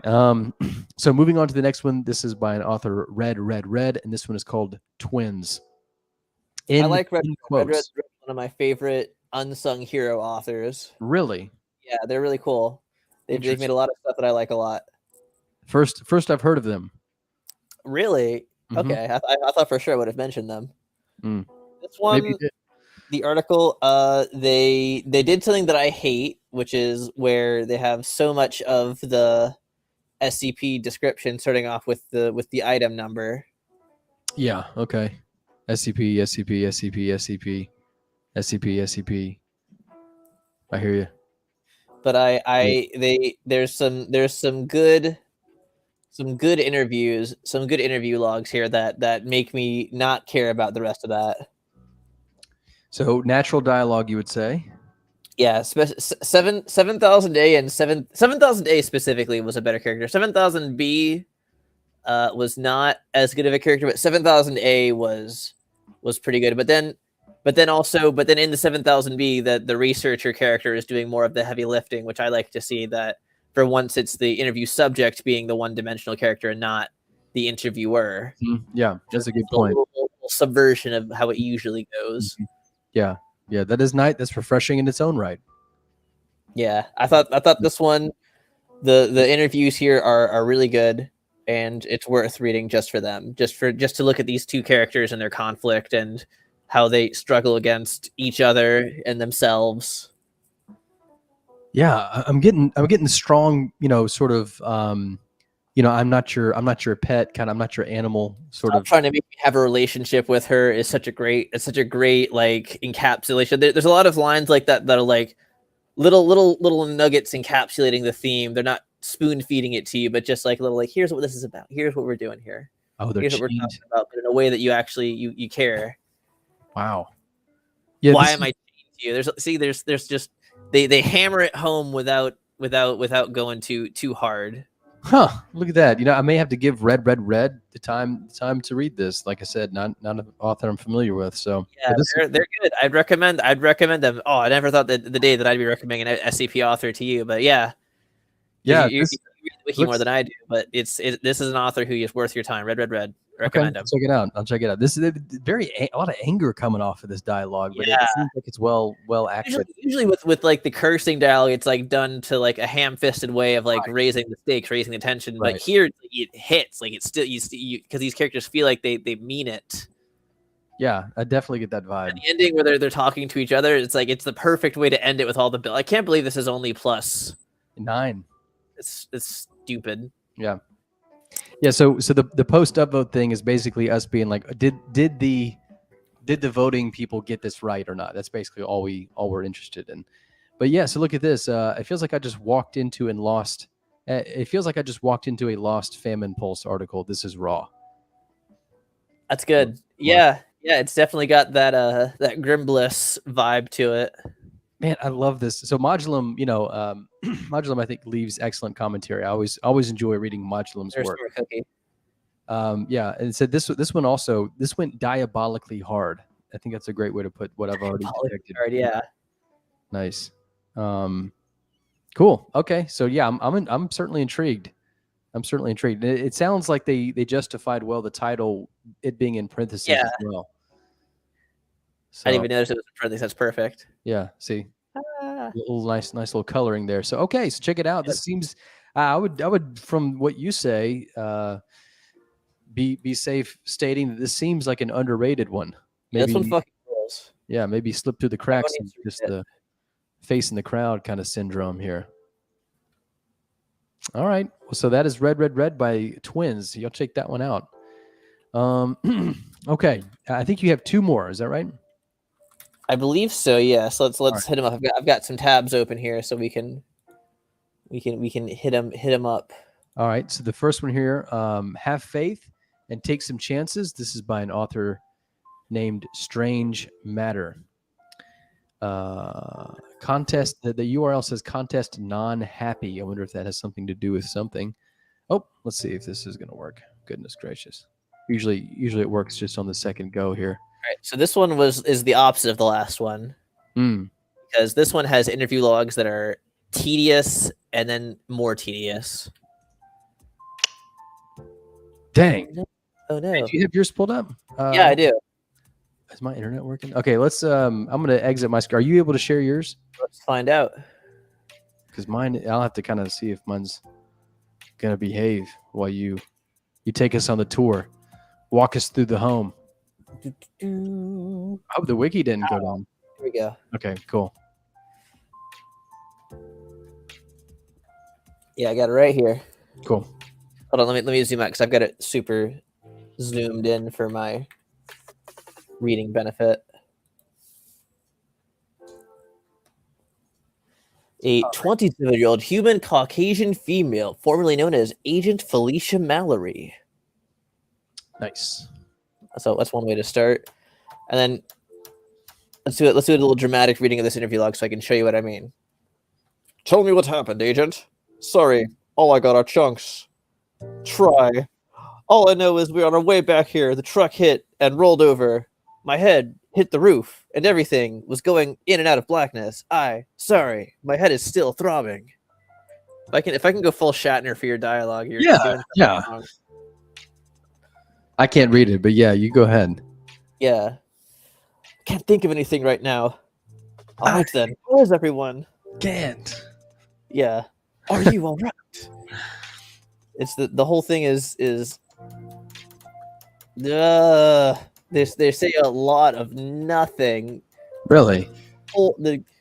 Is something wrong? You tell me. Sorry, I don't follow. Are you aware of what's happening? Yes, I am. You could say that. May I ask why I was called here? Like all of this, everything on this page, everything that I'm showing you here right now, none of this is important. Interesting. 7, 8, 9, 10. The first 10 plus lines of your interview are completely irrelevant to the rest of the interview. This is the take a seat. Yeah, take a seat. You tell me I don't follow. Sort of meandering dialogue. Get to the point. Yeah, we got a lot to read. Yeah, there's a lot of entries in this contest. Why do you think I've got all the time in the world to be reading your shit, dude? Yikes! So this doesn't really get to the punch here. I thought this one was terrible. I'll be honest with you. It's just tedious and then more tedium. Yikes! And it looks like it's pretty long. I mean, a lot of this is dialogue, but still, I mean, there's. Yeah, I didn't finish. I'll be straight with you. Did not finish this one. I got 3 interviews deep, and then I was done. I tapped out, boy. I was like, I ain't about to spend my whole night on this one article that I even like. Yeah, it's not really well. I'm just gonna try to zip down here to the bottom, see if there's anything. No, I just looked at the bottom line. I wasn't very. Let's see what we got here. How does this end? Can't judge an article by its lines, but maybe you kind of can. I don't know. Good luck to all and stay safe. That's almost exactly. We secure, contain, protect. Good luck to all and stay safe. That's what I thought. Did it? That's all, folks. But it's kind of like the cartoon circle. Yeah, the Looney Tunes. It's the Looney Tunes. The pig saying "See you later, alligator." This individual, Dr. Trentavon, who I like in the comments, says, "I like the concept, but it drags on at points. The dialogue is the core. It's also the downfalls. It feels less genuine, almost forced." Almost forced. They're being very charitable. Yeah, they are. They're sort of like soft. Okay. So this is the third SCP of this individual, Strange Matter. Straight up bad. This is the worst one that we've read so far tonight. Yikes. Hate to hear that. This is Have Faith, Take Some Chances by Strange Matter. I'm not gonna take any chance of this. I didn't even take a chance to finish it. Although it does D66960, it's got two kind of 2 Hey. All right, that's a highlight of the article on that. Nothing good. Yeah, I'll vote it now. I'm kidding. All right, good. So we I think this is the last one. We kind of skipped one. It was my bad. SCP Symbolic Qualities by Non-Happy. This one, I feel like the formatting is broken. I feel like the formatting is not. It looks broken. Yeah. Yeah, on mine, that's one of those floaty boxes that follows you. Yeah, I see it on yours now too. It's the beggar box. Yeah. Follows you around like a beggar. Please, change. Yeah, the only thing that I could think of when I was reading this one is that it didn't seem like it was. So I was like, is it supposed to look like this? It was I found the formatting to be extremely distracting. I gotta say, mine looks a little different than yours. Mine looks like the classic, not classic, but it looks like that pretty routine sort of olive green. Yeah, let me show you real quick. Yeah, I want to see that. Let me stop sharing mine. Oh, yeah. What the heck? I'm not sure. And mine doesn't really have that gorked thing that yours has. Oh, wait. You know why? I figured it out. Switch back to me. Okay. It's because I had a. I stopped sharing. I think I stopped. Is that me? Okay. Yeah. Yeah. Because I have a browser extension here that makes it look okay. Well, thank goodness. Right, so I might not have a very good review of this one because I found that to be extremely distracting the entire time. was actually my fault. So hurts the eyes. yeah, I apologize to the author. I did not. My bad. Yeah, I'll be straight with you. I thought that this was eye pain, and I did not read far into it at all. So I cannot give this one a good, genuine review. That's funny. Let me look at it real quick, see if I can refresh myself and see if I can give it a lightning round review. We got a Maria Jones here. We got a level 5 here. Victoria. We're working with Foundation logo as sort of sigils, you know. Not a typo. Oh, already. It's Right like a here. dark throw, you know. Which one? They've got an uncapitalized P in one of the Ooh. in the beginning of a paragraph too. How has no one noticed that? Yikes. I'm gonna say this is not off to a good start here. Well, I hate to skip to the rating here, but it is -12. So oh, okay. I wonder if it's not going to be around for much longer. Let's see. I didn't. You would be the only one that I noticed the rating was the one that was the other one that was low. I didn't know this one was a negative. Oh, this is at -11, -12. Can I downvote it? Nope, I'm banned. Well, damn it, still banned. Still, okay, one day. It'll be a long time from now. I'll wait. They'll ban me eventually. We got some good. Yeah, I think you got them beat with time. Oh, for sure. Yeah. I am way more patient than they are. No problem. Lord stops by the comment section. Lieutenant Flops does some things. Dr. Trentavon, who we already noted, and Dr. Scaramucci, really consistent critter. So there's some good. Wasn't Scaramucci that guy who was press secretary for like a week? Yeah, I guess there's a couple of Scaramucci's. One is a business dude, investor type. What a name, right? The Mooch. I loved the guy who was the press secretary for a week. He should have been the whole time. He was perfect. Or Mooch. Oh, I'm getting an anime character popping up here as the first Google hit. Okay. So yeah, y'all check it out. There's some good looking crit here, honestly, on the comments. So we will defer to their expertise on this article. Symbolic qualities. This is by Non-Happy, which is a sad name. Hate to see that. Yeah. And it might not be around too much longer. So looks like it's not good. Yeah, I mean, if you want to get it in before it's gone, this might be one to triage. Yeah, it's got the whole thing is also written in that weird bracket font that you get. Yeah. I mean, I have a whole 001 proposal written like that, but it's supposed to look like it's written by a typer. I think this was written just cause. Yeah, that's kind of I guess that's kind of. It's also a pretty bad picture. What the hell is it's even supposed to be? It's like someone nudged them while they were trying to take the photo. And kind of... yeah, why is this so off center? I don't know. That's funny. And then the other one down there is not a great one either. Of the keyboard, it looks like I can almost see like dirt and finger oil. That looks like the keyboard that I used to clock in at work that I have to wipe down first because I don't know who's been touching. Yeah, it does kind of look grimy, doesn't it? A little gross, a little nasty. Yikes. Well, at least the CSS theme looks a little better than you thought it did. Yeah, it's not as quite as eye gouging as it seemed at first. It's just kind of bad looking, but not painfully so. It was my own intervention inadvertently that made it painful. That does look like eye aids. That looks like it kind of looks like New Orleans threw up after getting too drunk. Yeah, it's got some a pox upon your eyeballs. All right. Well, so that was that. Can't recommend that one, but it is probably on the way out. So I don't know. Maybe check it out before it goes, or maybe don't. Maybe you could just like pick your nose or stare at the wall. Yeah. Or drink. I don't know. Drink and vomit in New Orleans. I guess. There you go. There you go. All right. Well, so I think that was all the ones that you had. Correct me if I'm wrong. That is all that I have got for this session here.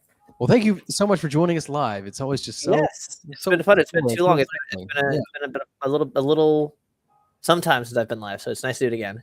Cheers to you. Boom. Well, hopefully we'll do it again next week, and we've got plenty of these things to work through. But then again, I really do enjoy your videos. The editing is its own instrument. It works either way. Yeah, I like it quite a lot. So anyway, okay. So thank you so much for coming by. I really appreciate it. Really thank you so much. This really makes everything so much greater for me, and I think for the show as well. So thank you.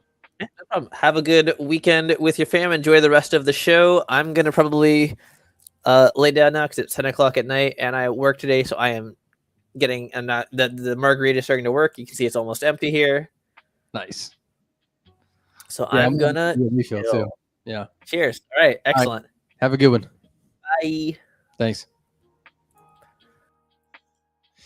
Well, all right. So that was Harmony's take on Harmony's articles. I really appreciate that. We also had a few crit sessions and inputs from Dr. Fern, fan favorite Dr. Fern. So we will kind of get to those as well. But I thought it'd be a nice time just to kind of reset and take our little intermissions. This is about an hour and a half ish into this. I'm going to try to get through the rest in about as much time. I doubt it. It'll probably be about the 3-4 hour mark, but let's take a little bit of an intermission as we tend to do. And I'm going to get a little bit of a refill, not of this rosé, which is a nice rosé, but just don't want to drink too much. But I'll get situated and we'll be back. So it's about on the hour, about 5 after on the hour, bottom of the hour here, I guess top of the hour for me. So we'll be back in about 10 minutes. So I'll see you at about 15 minutes past the hour, and we'll pick it up then.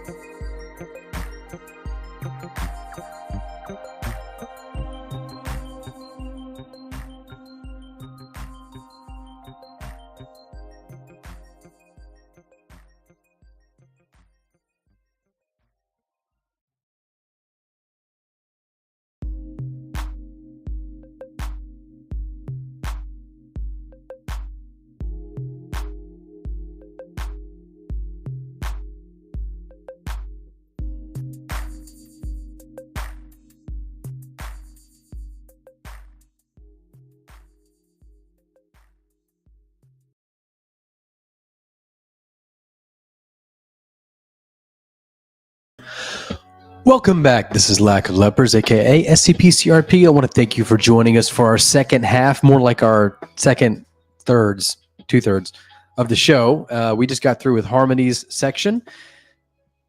We definitely appreciate that. Certainly a nice change of pace.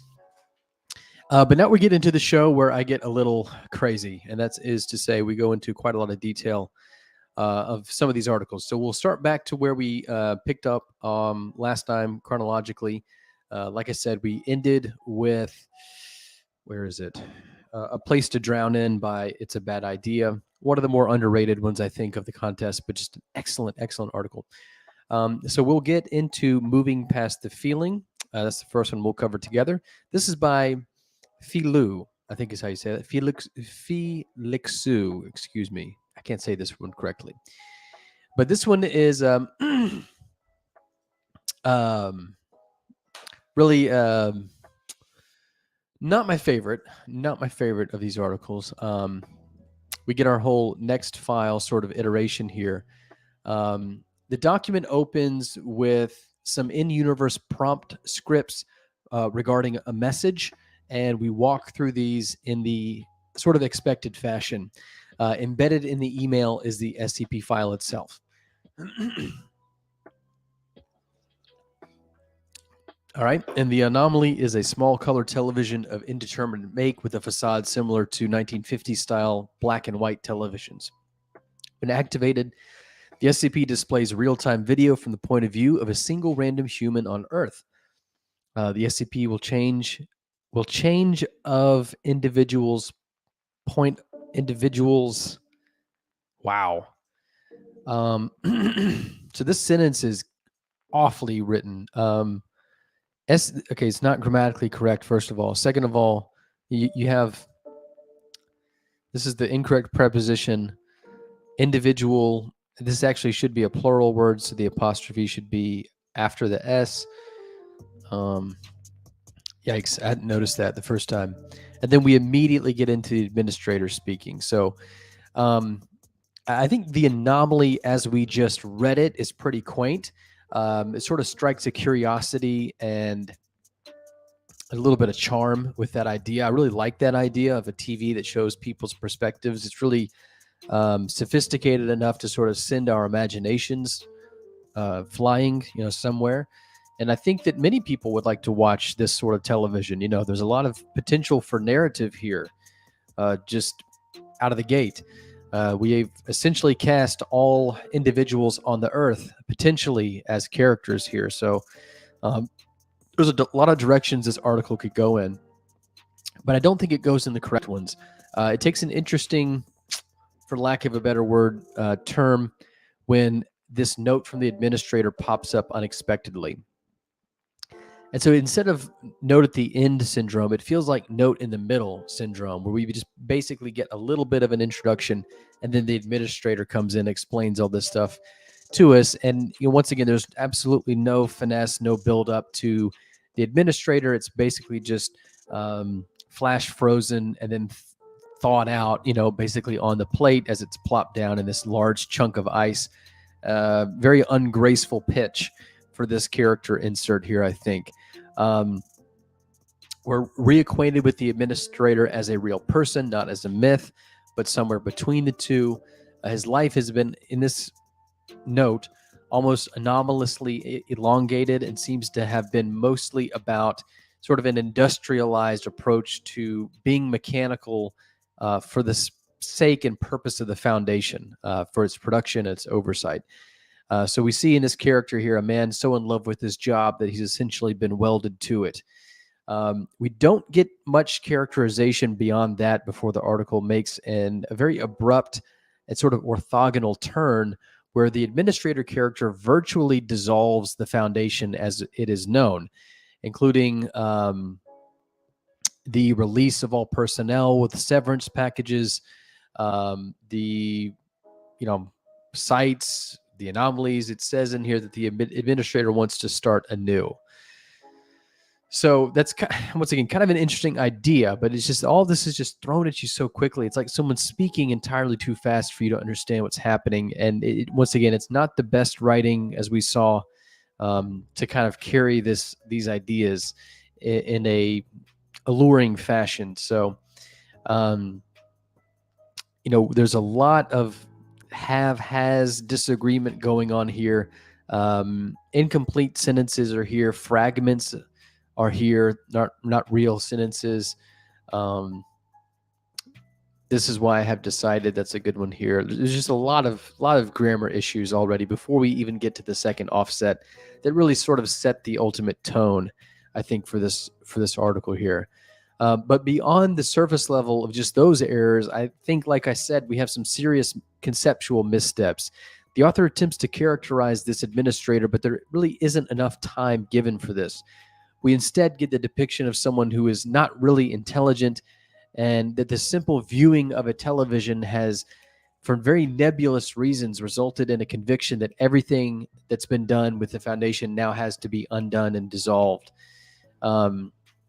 It's just a very strange angle to take for somebody who's been essentially welded to their job, where everything this person has been doing is about the Foundation, and just suddenly questions all that in an instant to the point of, tearing it down, right? The author sort of zooms past all that. Not enough time dedicated to the mental processes of the administrator, for example, why he's doing this or thinking this. And, it's not clear how seeing 20-second snippets of people's first-person perspectives would inspire him to liquidate, the directive of secure, contain, protect. It's sort of an abrupt, jerking motion, and just the idea of the administrator as an iconoclast is interesting, but it's just done very ungracefully here. The author essentially has to conjure up sort of a nothingness to explain the motive of this character, the administrator. It's never really adequately or even attemptedly explained. This is quite a dramatic decision, so I think we probably deserve a little bit of investment into what may be going on here and why this is happening. So, but it's just not convincing the way it is. It makes the administrator come off as kind of a shallow character, a little bit contrived. A future offset attempts to sort of incorporate that back with this character asking, another character asking the administrator why, but we still get the feeling throughout that these characters are really underdeveloped and largely miswritten. The tone and fluency of the writing suggests some very polished, very helped English as second language writing. So it's polished for that, but it's not strikingly good. Let's just say that. There are some very odd turns of phrases, word pairings, just these sort of notes that sort of you can sniff that the English is not the initial language of this individual. This does bleed over into the interactions that begin to feel like they've been taken, I don't know, out of some sort of movie, that's trying to sort of take notes as to how people should act. It's really got a lot of little trite moments like that you would see in movie scripts. So, for example, there is a moment where we get sort of a POI. I think there's a couple of offsets. Yeah. So who knows where this is? So for example, goodbye, administrator. You'll regret this, as if.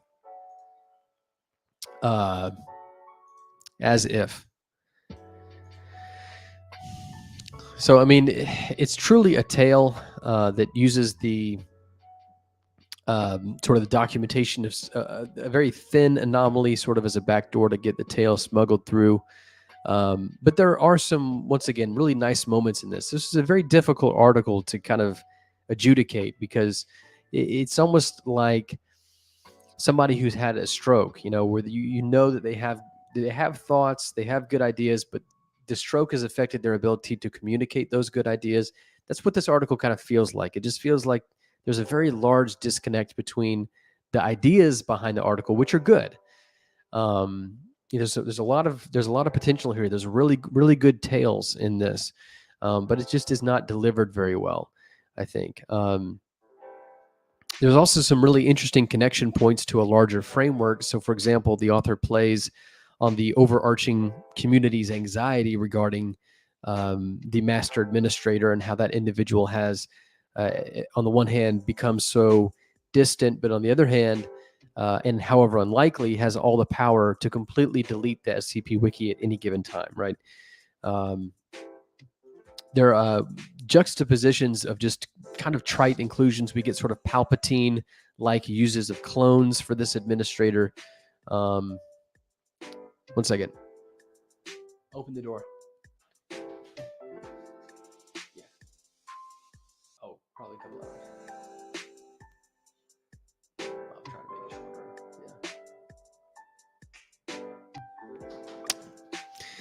Yeah. So it's as if the author has good ideas, but once again, there's a disconnect between the language and the execution. The grammar and the formatting continue to be crude throughout all the offsets.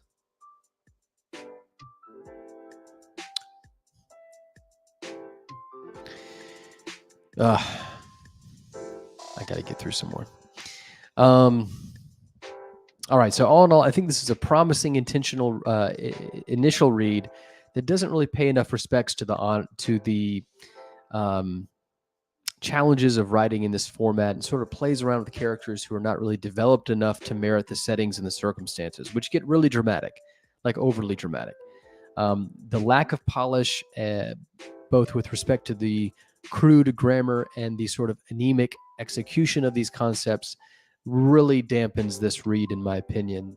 So the document is kind enough at each iteration to ask if we would like to proceed to the next file, and I think I will politely decline before finishing this one. So before we go here, just skipping to the end, and seeing that we get some time travel elements thrown into this doesn't really inspire confidence. I think I probably made the right decision. Just not a very good article, in my opinion. I also think the theme is very poorly incorporated into this. We have a section here in the comments where the author says luck. I don't see any luck, and attempts to sort of justify this. The luck theme of the article is not very obvious. We have a TV show showing random humans.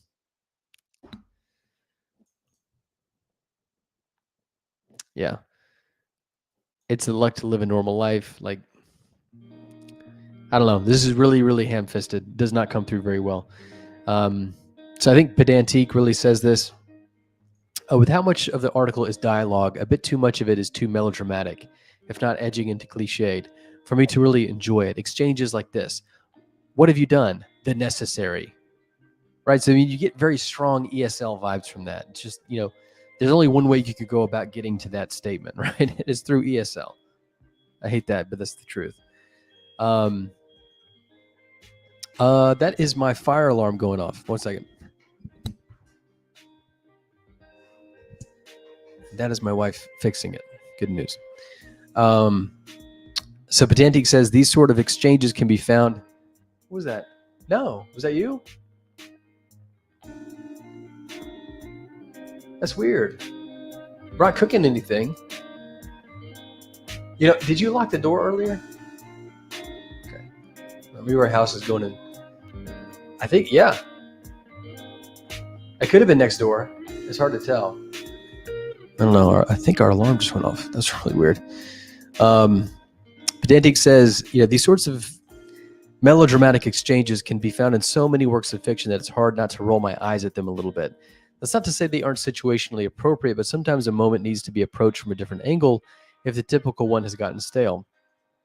I could point to other places, but I don't want to beat a dead horse. That's kind of basically my take on this article. I don't think it was very good. Difficult to get through in so many ways. I think 12 is probably gracious for this, honestly, but it does have nice ideas. I just think it needs to be completely gutted and completely rewritten with someone whose initial language is English for this to really come off as well-set ideas. All right, a single plastic rose is next, and this one is our first by the community. And obviously, the community was something that was created in the wake of the Fate of Harmonies articles. That was something that was proposed by Flops, which is actually a really great idea. And so now we have the community, which is really a conduit for anomalous entries. Did I say anomalous? I meant to say anonymous entries. So that's kind of cool. I've always thought that was pretty neat. All right, so this one is, and once again, an anonymously submitted article. We don't know who wrote this. I really like that idea. I wish every article entered into the contest was this way. This is what we did with Conflict Magazine a few months ago. It was the first contest to really do this, where we engaged in a blinded voting session. That is to say, the people who were voting didn't know who they were voting for. They voted purely on what they thought of the article. And we got rid of all the extraneous influences that can sometimes cause bias and cause things to snowball unjustly. And actually, I just read that the SCP Wiki has been interested in doing something like that. So I will take that as a compliment. I will not expect to be credited with that, but I do take that as a compliment nonetheless. So right away, this is an anomalous containment class. So, if you don't know what that is, it's basically a way of saying extra super duper safe, where it's somewhere between safe and just an item on the anomalous objects list. Technically, the definition of the anomalous containment class, like if you look at the actual definition, it's that it's not quite anomalous enough to merit a numerical designation as an SCP. And so immediately we get into this sort of technical error. Basically, anytime you have the anomalous containment class, you probably need to have at least a footnote on there saying, a number is pending or it be struck through, because as it stands, the anomalous containment class is not compatible with this document in universe, having a number. I guess we can sort of force it to work for us in that,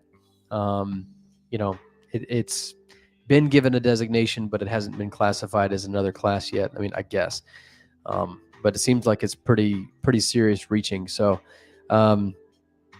this is kind of a contradiction. So the article doesn't seem to notice this or doesn't care. So that's certainly an oversight, in my opinion. This could be easily fixed by a simple footnote. Like I said, obviously those are tough to put up here, but I think we could have probably gotten away with that. So anyway, as we go down, this is an SCP that we see very sort of routinely on the wiki. It's commonly takes the form of a flower. We've seen this multiple times. There are many other manifestations of what I would call this trope. And I might give this a name. I might call it anomalous for your sake. Anomalous for your sake trope, which is when the anomaly is basically an act of kindness, targeting individuals who situationally demand some uplifting message. There are some really excellent examples of this trope. I think the most popular one is probably SCP-4999. We kind of get this with things like Lily's 001 proposal, and of course, that also means we get that same vibe with something like SCP-6999, which is almost a literal clone and replay of Lily's proposal, just with audio and some in-universe interactivity. But this sort of lives in that family home, where it's strictly meant to essentially meet someone in a particular emotional state and then euphemize that or uplift that a little bit. So that's really, I think, the greatest weakness of this article. Those other examples I mentioned typically had some like pretty dramatic context, whether it's SCP-4999, with this lonely person who's facing death all by themselves, or in Lily's proposal, or SCP-6999, where there's this sort of impending apocalypse for the entire Earth. This one doesn't really have anything of that magnitude. It really deals on microscopic moments of everyday life, which the anomalous can sort of show up and brighten someone's day in. So that, I think, it's such a thin scan of the article idea. I mean, it's like X-raying flowers. It's just this very faint impression on the radiography. It's just kind of this thing. The author does a good job of being cognizant of this by making it this anomalous containment class. It's barely an anomaly. That sort of bleeds over into the experience of it, I think. This is a highly rated article, typically, just relatively speaking. So obviously the community, I think, is pretty subject to this sort of when it comes to this sort of very sugar-based article. But because this one really lacks those sort of elevated stakes, there's not much else to do. I think the article has to sort of break its clinical tone in order to fill in the empty spaces of that more alluring context. And it does this really blatantly. This discovery log, when it's supposed to be a security footage transcription, but whoever's doing this security footage transcription has really gotten a little carried away when it comes to the prose. We get details that are very, very purple that go out of the way, kind of on tangents almost, just to detail certain descriptions. For example, there's a line in here about the person sitting down, seemingly fiddling with their phone to find a song, content, or at least okay with their choice. They put the phone down. Then another one, the gentle breeze dies down. They gaze into the distance. That's the second time we've seen that, basically. Isolated from the world around them. Like, it's so very poetic. And I get that's what it's trying to do intentionally, but it feels like the article has to do something. And so it kind of just does this because it doesn't have anything else that it can do. In fact, in some ways, it relies on this very heavily in order to make its impact and its effect. So, when I see an article like this, I would call this a dessert article. It's almost 100% sugar. Of course, it's a nice message. Of course, it warms the heart slightly. But once again, it really is a pale comparison to other sorts of these anomaly for your sake trope articles that exist in this category that are much more successful conceptually, I think, than this one. When I read an article like this, I mean, just imagine something like the contest or something like the stage and pageantry of the SCP Wiki itself as a challenge, right? And the challenge is that you're supposed to put down something in front of the reader who that is appealing, that they want to eat. It's a lot like food. I make a lot of comparisons metaphorically with writing articles and cooking, right? That's not an accident. It's a lot like putting a plate of food in front of somebody, and the more well thought out the process of getting through that plate is, typically the better the meal is, yada, yada, yada. This article and those like it there's a lot of these. The fireworks one from Series 5. There's a lot of ones that kind of do this. That 001 proposal where it's a marriage proposal, those kind of things. It's like putting down a cube of sugar in front of somebody on the plate. No one is, hardly anybody is going to think that a sugar cube doesn't taste good, right? I mean, you kind of have to be crazy to not think that a sugar cube tastes good. There's just too many biological, evolutionary, basal incentives for us not to think that a sugar cube is something that is good and something that we really want to ingest and eat, and that we feel good, that we like, that our brain says yes to. But it's just really a piece of sugar, right? It's really all it is. It tastes good. Our body says, give me more. I like it. But, that's really all it is. Is it kind of a presentation of something? I don't really know. I don't really think so. It doesn't really offer anything of any lasting caloric value, I think, literary speaking. This article doesn't. And additionally, it does things that a lot of articles have done before it. And like I've talked about, in much more impactful and profound ways. So, I mean, it's just straight sugar. It's just straight sugar. This is why sugary drinks are popular. Very few people are going to be resistant to something like this. But it's just kind of, to me, it's just kind of diabetes levels of sugar intake. And so I can't really say that this is anything of value to me. I get why people like this, in the same way that I understand why, some people like basically a little bit of coffee with their cream. So, I mean, this is kind of, to me, like a carousel type article that just comes around every few months or so, that does kind of the exact same thing as the last one. It looks as though, to me, honestly, if I were to look at this article and then look at the rating, I think it's overrated. It looks as though this one just had some good timing from the context to sort of give some added appreciation and attention to this go around of the carousel ride. And, this being basically a cube of sugar, it's one of the easiest articles you could possibly write on the SCP Wiki. I think there's very little skill involved here. In fact, what skills should be here, if we could point to anything in the article where it's a technical moment, where the article has a skill to achieve, the article doesn't do those things well. So, for example, this technical point about the containment class being anomalous, it doesn't do that well. It doesn't understand what this means, and it sort of has a technical flaw in that regard. The other moment that we could look at to say, what are the technical components of this article? What are the technical feats that it tries to accomplish?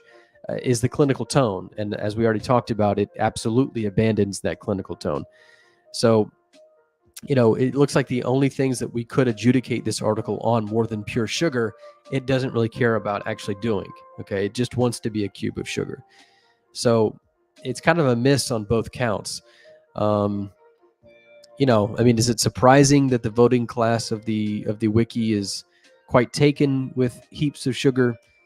No, it's not, and there is that part of me that understands, right? But I just personally, for me, a cube of sugar just is not going to be something that I'm excited about when it's put on my plate.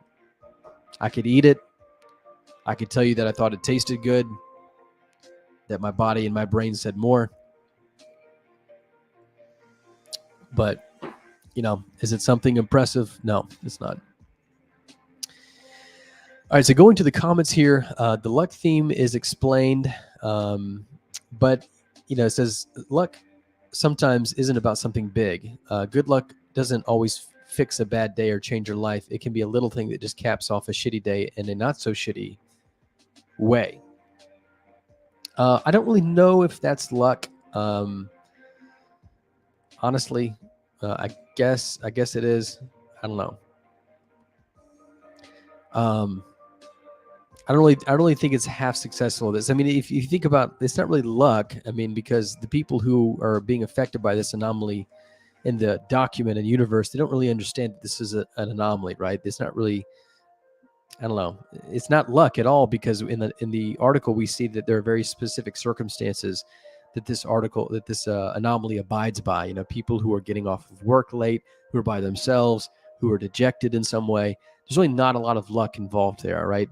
It really only is luck from the less informed perspective of the person who is seeing this rose suddenly show up. Okay, so I think it only kind of is half successful as counting itself as an instance of luck. It doesn't really, the fact that the actual anomaly is very directed in how its mechanism is working in this world, it's not luck at all. It's the opposite of luck. It's very it's very intentional. It's very parametered, right?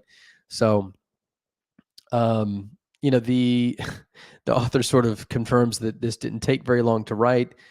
Get this out the door in like 6 hours from start to ready to post. So I mean, there are times when that's an impressive little Easter egg. Like for example, Kate McTieris' 001 was written pretty quickly, and that's a really good article.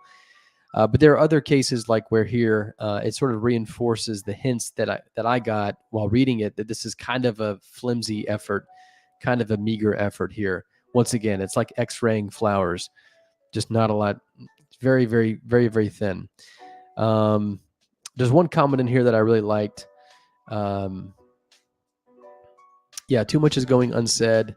The plastic rose is so oddly specific, but it doesn't feel impactful. The object could be changed just to anything. I mean, yeah. I mean, that's a great point. I mean, it really plays into what I said, which is that, this seems to be just like the anomaly for you trope. And that's really the reason why it is a rose, is because it's like, oh, hey, like it's supposed to feel nice or something like this. Lord had some good things to say about this. Gave it a +1. I thought this was a nice comment. Jack Waltz, a sweet little story soaked with atmosphere. Couldn't help but smile. I think if you like this article, that was probably a really, really good statement. Let's see. Yeah, Ralston, I thought, had a good one. A really beautiful and poignant entry that captures a very difficult feeling I'm sure we can all relate to in a very touching way. I'm also a sucker for the intentional clinical tone breaks, which only adds to the wonder of this article. Great work. So, once again, different strokes for different folks. If you liked it, these are really good comments that sort of, I think, crystallize that and capture it very well. There was one other one that I thought I was going to read that I liked. Yeah. Yeah. Oh, this was just, I thought, a funny moment. Yeah. So, Fabled Tiefling up here was kind of like, yeah, I'm conflicted. Like it has this going for it. It has that going against it. I don't really know. And then Estrella comes off and says, my feeling likewise, but I'll give it a half upvote, rounding up. I thought that's pretty funny. Good job. So, I mean, this to me, it's not making the wiki worse because it's a perfectly inoffensive article. It's a very safe, very sugar-filled article that's hard to disagree with in so many ways, but that just takes every opportunity to demonstrate something skillful and replaces it with just pure limbic basal system sort of appeal of high sentimentality. So I don't think it's very impressive. I don't think it's very difficult to write this kind of article. I don't even think it does what it wants to do very well. So this is somewhere between meh and making the wiki worse. It's just not good, in my opinion. I think it's not making the wiki worse, but it's saying meh doesn't quite cut it either.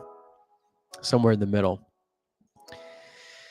All right. The next one is the Grand Symphony of 1976. Now, this is by S.D. Locke, and I am going to save this one for last. There's a couple of reasons for this. First of all, this is, I think, probably the headlining article of this stream.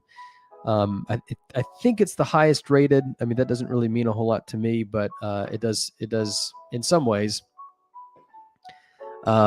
In that it's the one that a lot of people are probably going to want to hear.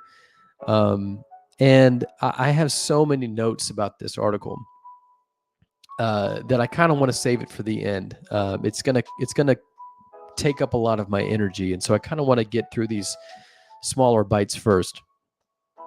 But I have plenty to say about this article, the Grand Symphony of 1976. I think that it deserves a lot of attention and a full workup.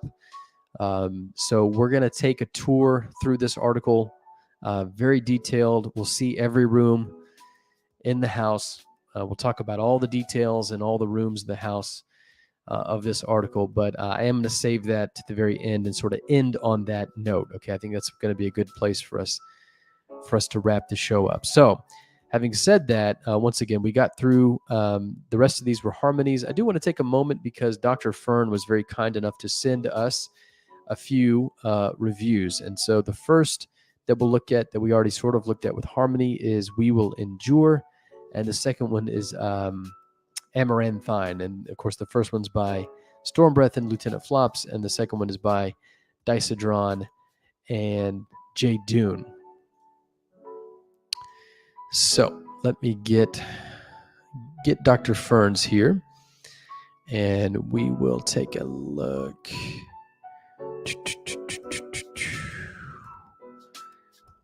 Let's see. Dr. Fern has been busy. Dr. Fern has a couple more that we'll take a look at, for sure. Yeah. Okay. So for Stormbreath and Flops, this is the "We Will Endure" one. Harmony talked about this one. Let me tell you what Dr. Fern has to say about it.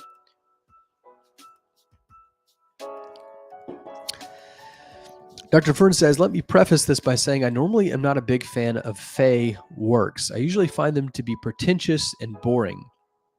This entry is an exception.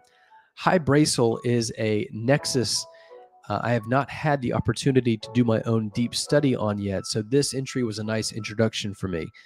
The article did a good job of keeping the anomaly itself as a key focus point for the following story, unlike many others which drop the anomaly almost immediately." That's an excellent point. By far my favorite aspect of this article is the format change with the inclusion of the doctor's research journal as key story points. Kudos for referencing that in the end. My only gripe, and it's a very small one, Fern says, is the apparent socially insensitive 051 at the end. Feels a little bit out of character for me. So that's this part, I assume. But yeah, just wanted to give a slightly different take than what the one we already heard. I do appreciate Fern sending that our way. And then the next one here, this is the J. Dune collab with Amaranthine.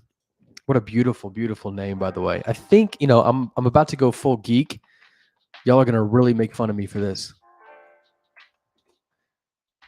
I fucking love Enya. I don't know why. Oh, God, I can't believe I just said that out loud.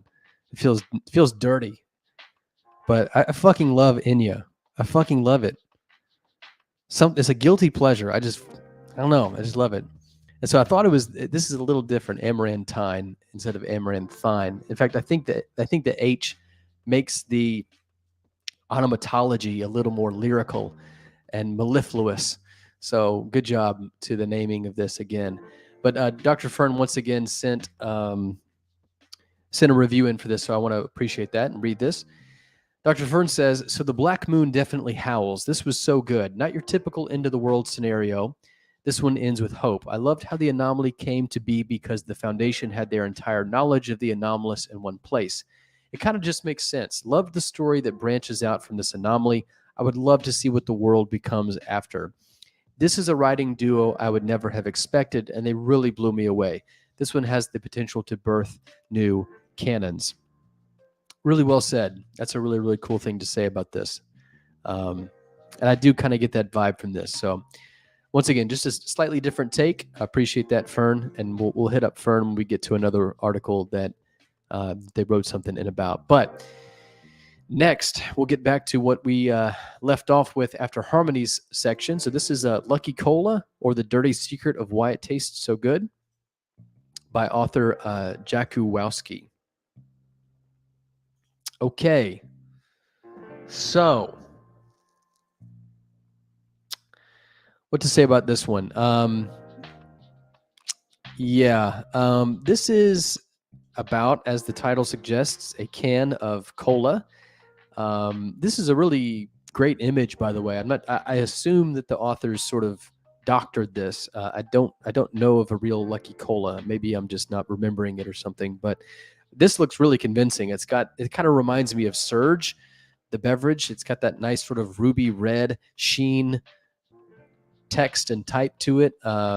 obviously very popping and contrasting colors. It just looks really, really convincing and genuine. It looks very authentic. I had to go double check. I thought this was a real soda because of how good this picture looks. The picture up here that we're first given to sort of gives a little bit of interest to the article. Obviously, bespeaks a little bit of contained catastrophe, so that may draw some eyes.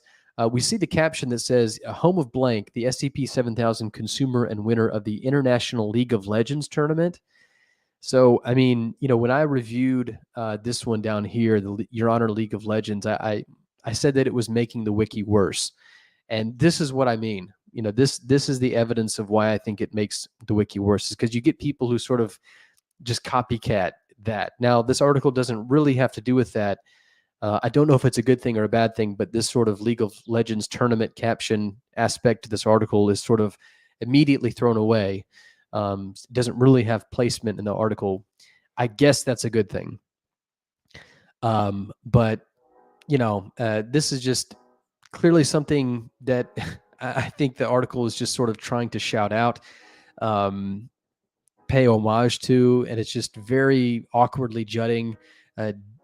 Has no place really being there. Like I said, doesn't really fold in at all to the article, I think, very well. So yeah, that's kind of what I mean when I say articles can be making the wiki a worse place. Getting into the article here, the containment procedures, I think, are very specific. They sort of border on earlier styles of the wiki. And we get to the idea in these conprocs that it's distributed, and it really has this sort of targeted approach by the Foundation where it sort of centralizes its tactics on the delivery systems, on the production facilities of this drink. The first sentence of the description has an error. It misplaces the phrase "of lower intensity." And this really, really, really turbulizes the read. So let's check this sentence out. SCP corresponds to a compound with ontokinetic properties of lower intensity, commercially distributed under the name of Lucky Cola. That's not wrong. It's just that if you move "of lower intensity" to a different orientation in the sentence, you would really avoid that little bit of turbulence that we read when we got to this portion. Of lower intensity, commercially distributed. It just doesn't work. Something about that I can't put my finger on does not work. If you just move "of lower intensity" around, you know, you probably can avoid that. But so this kind of is a bumpy ride just out of the gate here. And there are other situations like this where it sort of pops its head up. Like the last sentence allows some parentheses to swallow the punctuation of the sentence whole. This actually happens every at the end of every paragraph up here for a while, where we have a sentence and we get to the end and we start a parenthetical, but the punctuation actually gets swallowed inside the parentheses. And so this sentence technically doesn't have any punctuations, any ending punctuation here. And the same is true here, and the same is true here. So it's just a clear technical error that the author does not know that they're making, and comes off as really giving this article a really immediately kind of a low budget polish to it. It's just not a very well written article, technically speaking. When we do get clinical tone, we kind of looked at this in that first sentence of the description. It comes off as trying very too hard. The sentences have awkward flow and run on sort of meanderingly. Take the third paragraph of the description, for example, 1, 2, 3. This one right here, which is actually just one sentence. The anomalous effect associated with the use of SCP is related to the result of events with probabilistic outcomes in which the consumer participates, especially in relation to games or other activities whose rewards are not intangible, obtaining favorable results in proportion much higher than what could be expected according to chance or the consumer's abilities or skills. One sentence. Holy shit. No. So really, it has these kind of issues all throughout the article. It makes it very difficult to read, in my opinion. At heart, the anomaly of this article, I think, is crafted from the mind of sort of this. It kind of gives you this impression that this person who is thinking about this article and who decided to come up with this article is really writing from experience, right? Which is really good advice. But unfortunately, if that experience is quite uninspiring, it makes the author look like they don't really have a very large world. So when I read this article, I kind of get the idea that the author sort of basically sits and plays games and drinks energy drinks, and that's kind of where they got the idea, and that's kind of where they were coming from, and they're sort of writing what they know, right? And it really, the idea, in my opinion, I don't say that to be to kind of try to make fun of somebody. I say that because that's really the idea of the article. The engine of the article, I don't think can go very far because of that. It really can only extend to that rather small world of where this article might have very clearly been born, and just doesn't ever move out of the house, in that kind of sense. Also, with respect to the theme, it sort of thinly veils luck as the anomaly, just basically applied to the minutiae of gaming, basically. The article nosedives, I think, when it attempts to supplement the setup here with addenda. So we've got 4 addenda. Let me just pop those open so we can get into a few. Our first is an interview with somebody called Agent Bozo. So the formatting is kind of all over the place, with some of the blocking directions of the text bolded. So like right here, we have this portion of blocking attached to this character that's bolded, and we have other ones that are not. The characterization likewise is pretty frenzied and feels kind of plastic. For example, we get these really obtuse and forceful inclusions of emotion, like this line. What I wonder is how they were able to get her to hurt her, start sobbing. Just it seems very misplaced. And then we also get very strange lines. There's this one character who just it's kind of creepy in an unintentional way. The character just keeps smiling out of the blue. I've always liked to gamble, although I never do it in large amounts. Smiles. I'm not sure what that smile is about. There's another one. I went back home, and the next day I decided to spend some of that money that fell from the sky, smiles, to buy a new van. Weird. I don't know what these are doing here, but it feels like an unwanted gaze of somebody in public. And you're just like, what the fuck? Don't look at me. What the fuck are you doing? The anomaly really is shoved so hard into the topical discussion of this log in particular that it feels like a bad advertisement. I mean, it really takes the opportunity to just introduce Lucky Cola. It's almost like somebody's getting paid to make the advertisement, to try to fit it in somehow to the script. That's kind of what it feels like.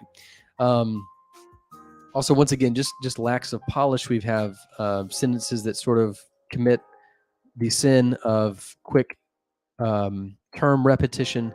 Foundation technical personnel were able to access the wreckage of the wrecked vehicle. That's just really bad. I mean, it's like literally 3 words apart. You have wrecked there twice, basically. Just not a lot of attention to detail in this article. We get into sort of this MTF exploration log that goes into one of these dilapidated factories to try to figure out what's going on. And we get also these sentences that just don't feel like they're grounded on Earth. Do you feel that smell? This is one of the MTF members. Do you feel that smell? That doesn't make any sense just right off the bat. It's quite a confusion. Maybe there's some sort of synesthesia going on here. I don't really understand. Do you feel that smell? It's like a decoration. It's like a decoction, which is a real word that I had to look up, so kudos. It's like a decoction of medicinal herbs with a rat smell, monkey smell, shit smell. I don't know. It's like a beast smell. And of course, none of these after the question marks are capitalized. So there's a questionable grammar going on there. I know that's not always the case. Some people think it's okay to not capitalize after a quick succession of phrasal questions that all relate to the same statement. But still, I'm not really inspired to meet the author halfway that this is not a mistake. And then just to point out the lack of polish here a little more, we have passages that basically fail to capitalize. And once again, this happens all the time. This is not really it's not even a mistake. It's that this author is intentionally doing the wrong thing. It's not an error. They think this is the right way to write this, and it's not. So you don't have capitalizations on any of these paragraphs that are essentially action or blocking. I think we don't have to really get into it. I think you get the picture.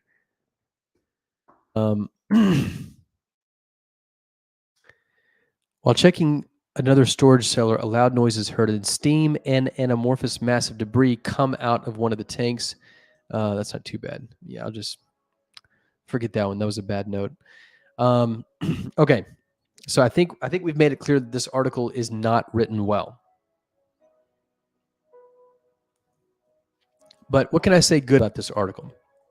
I think it's got really, really good narrative ideas. For example, the first interview introduces some very well thought out sequences of events that feel believable, whether it's the casino personnel who determined this character was cheating to win, which is realistic, or the character's suspicion of the casino people for sabotaging his van. There's a sort of very clever, it can't be luck sort of thread moving through both of these sides of this character story very well. There are also, I think, excellent moments in the exploration log where we are provided with some very vivid imagery. I'm not a fan of playing leprechauns straight as what happens in this article, but I think the author introduces them in enough of a creative fashion to make it somewhat of an aha, like revelatory moment. There's some really interesting details in here, like, for example, the DNA that is found that belongs to missing task force members went missing in this Coca-Cola factory. They kind of get a sample of the cola that was later shipped and has DNA material in it, so that was pretty neat. So I thought there were moments in this that were really kind of impactful. The ideas and the narratives get a little out of hand when the Irish government lets the Foundation, in sort of a note at the end syndrome down here, that its nation and its identity and its existence is somehow reliant upon the survival and freedom of leprechauns. So, I mean, I don't want to get to a conversation here about like stereotypical use and how this might be that, but maybe even aggressively. But, aside from that, it's just a very strange and highly unexplained relationship that we have here suddenly, connecting Ireland with the, basically they're ontologically married to leprechauns, which is just weird in so many ways. I just don't get it. I just don't know. That kind of came out of nowhere too. So, with a little bit of retrospect, I kind of mentioned this initial image, and even the cola to an extent, I think, but more so this image really feels disjointed from the article. It really doesn't provide anything of value to it. Like I said, it's explicitly existing so that this author can sort of shout out one of the, in my opinion, the worst articles of this contest. So I think this is a decently conceived article with just very, very bad execution.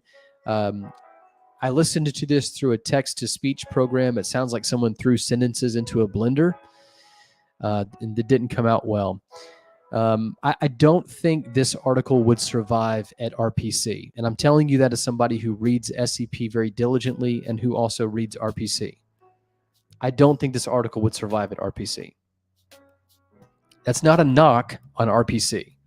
I understand there are people out there who think that it is, but because I read RPC, I understand how good RPC material can be, and that their standards at RPC, the standards these days rival that of SCPs, if only for the fact that there's just way too much stuff coming into SCP for the standards to keep up.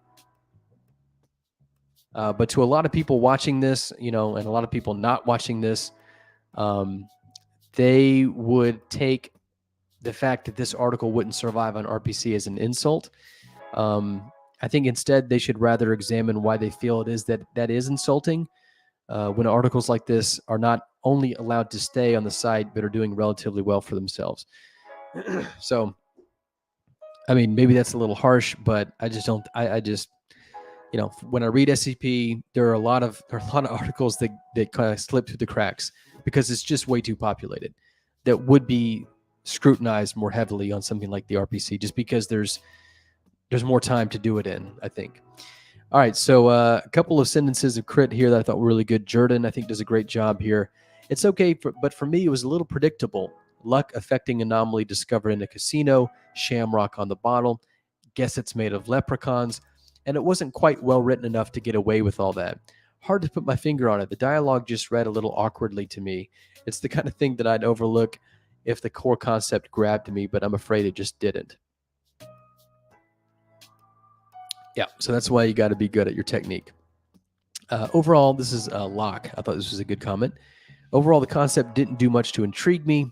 If it were a bit punchier and straight to the point, I think I may have appreciated it better, but it seems to meander a bit more than it really needs to. Doubly so as this reveal is easily spotted a mile away, and everything else feels, to me, to be fluff. So I thought that was a nice thing to say. We have a I want to like this, which is always the introduction to a fantastic piece of crit. So I think this is pretty well covered by the crit section. I don't think this is a good article. I think it would be generous to call this meh. You know, it does have some good moments in it, so I'll give it that. But I really would feel sick if I had to read this again. So hate to say that. All right, where were we? Lucky Cola. Let's see. Oops. Let's go here. All right, so the next one is by Ross Boss Arts, and this one is called Dice with Death.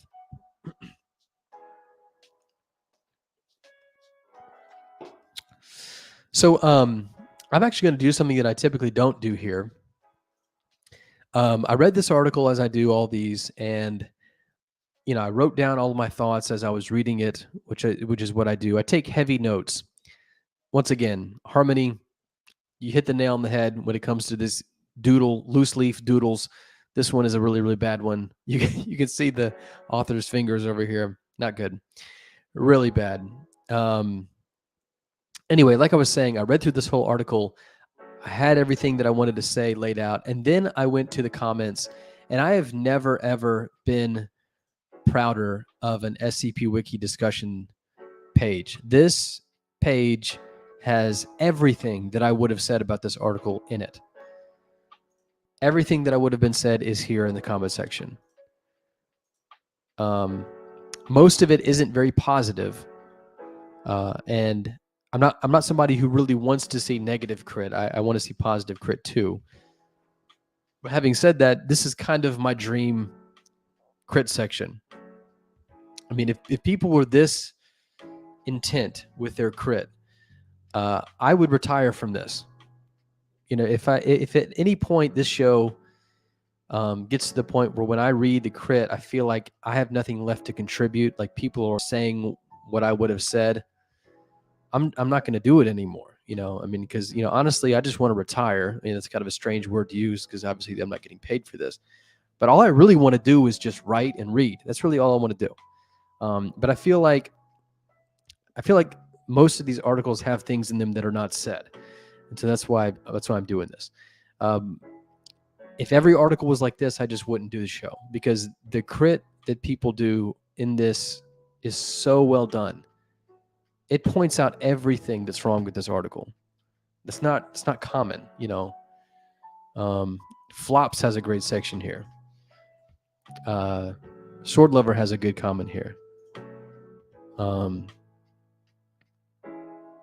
Yeah, I mean, it's all really, really good. I mean, once I got through the comments, there was really nothing left for me to say. So I definitely want you to look at this comment section because it does my job for me, and it does it really, really well. I mean, it even notes things that I didn't think people would note, like how incongruous this DJ Cactus CSS theme is, particularly with respect to this text decision, which was never meant to be actual document text. It looks very, very poorly fit as actual document text.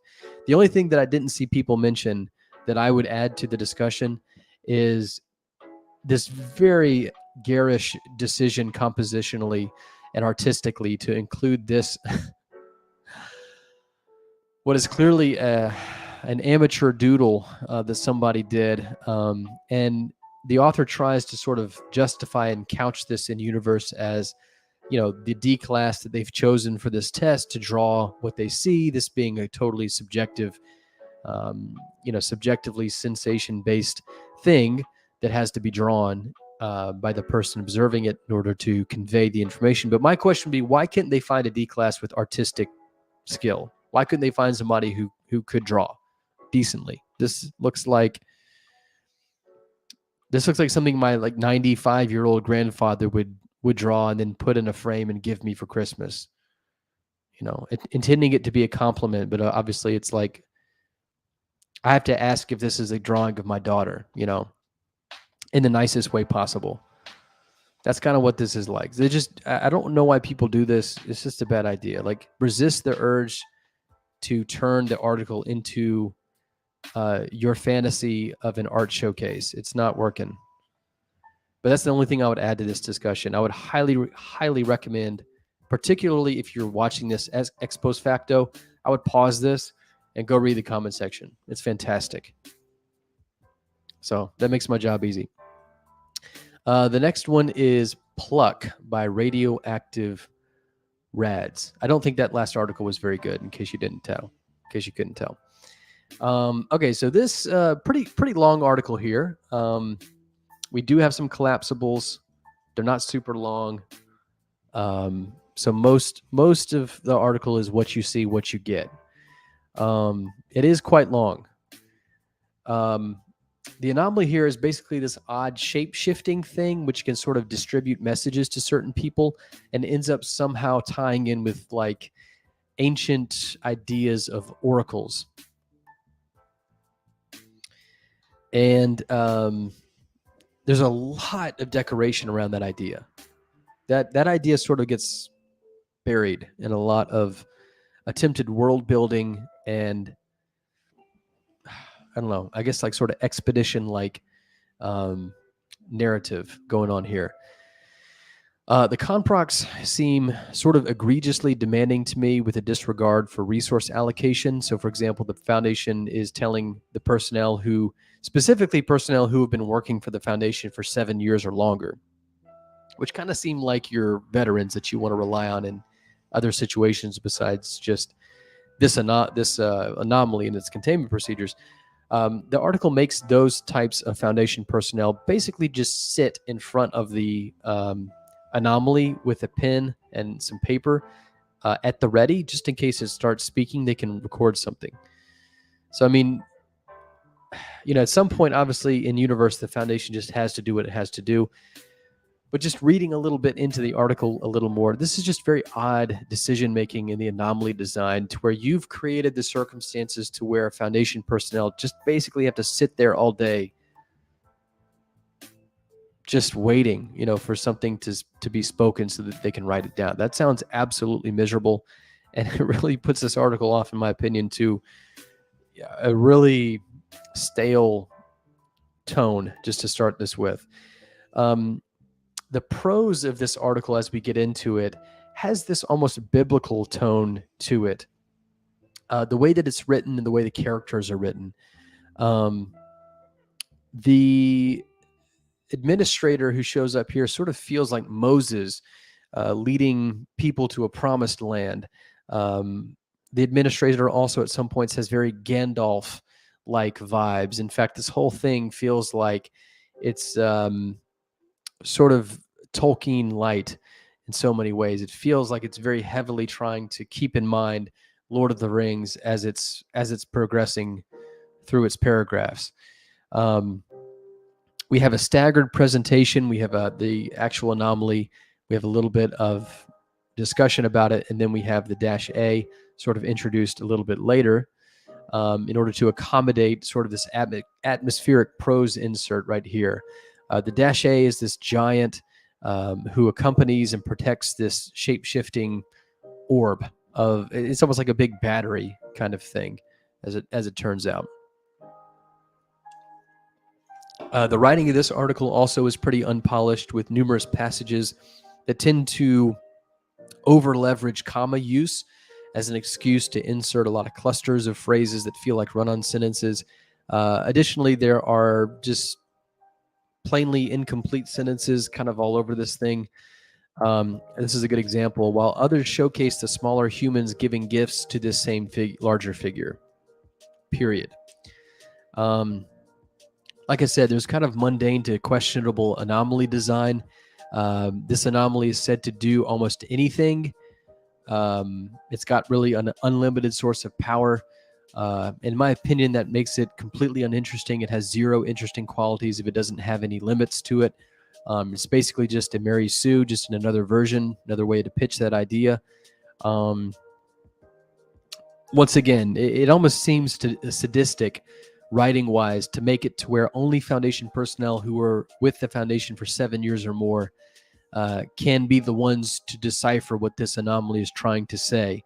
There really isn't any other logic put into this to explain that, other than 7, the number 7, being a very blunt reference to the theme of this contest. Just another incredible meandering, wide berth of meandering in order to include some meaningless numerology into this article. So, I mean, I read this on mobile. The formatting on mobile is a little awkward with these tables that sort of get a little too populated in the text department here, particularly these ones down here. And these guys right here look a little odd on mobile.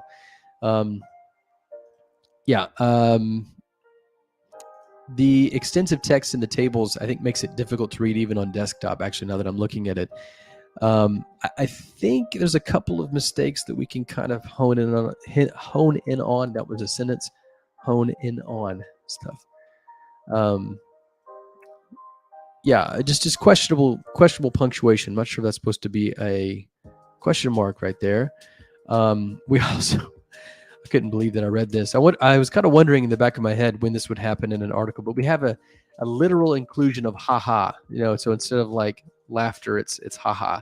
So somebody was dictating this and they wrote down haha. So, and then we also have just more blunt sort of mistakes. We have typos. Let me show you one just to give you an example. Oops. How y'all doing tonight? Good to see you. Administrator, I'm here to talk about the engine. It's changing. You told me once that you wanted to heat help. Once again, the grammar is terrible here too. So tell me, what is happening? Ellipses without a space, capital, please. What does this mean? You wanted to heat help. You told me once that you wanted to heat help.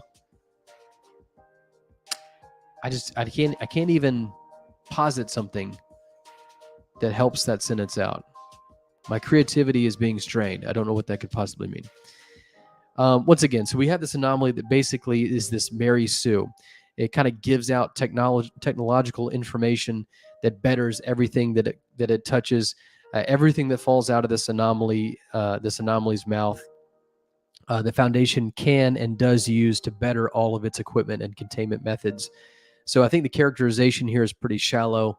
For example, there's this one part where the administrator is doing all the investigation here, which is weird. But the administrator sits on the opposite side of the room, tapping their foot. So it's kind of like this very cartoonized way of communicating tone and mood and atmosphere and character. We get tapping of the feet to impart impatience here.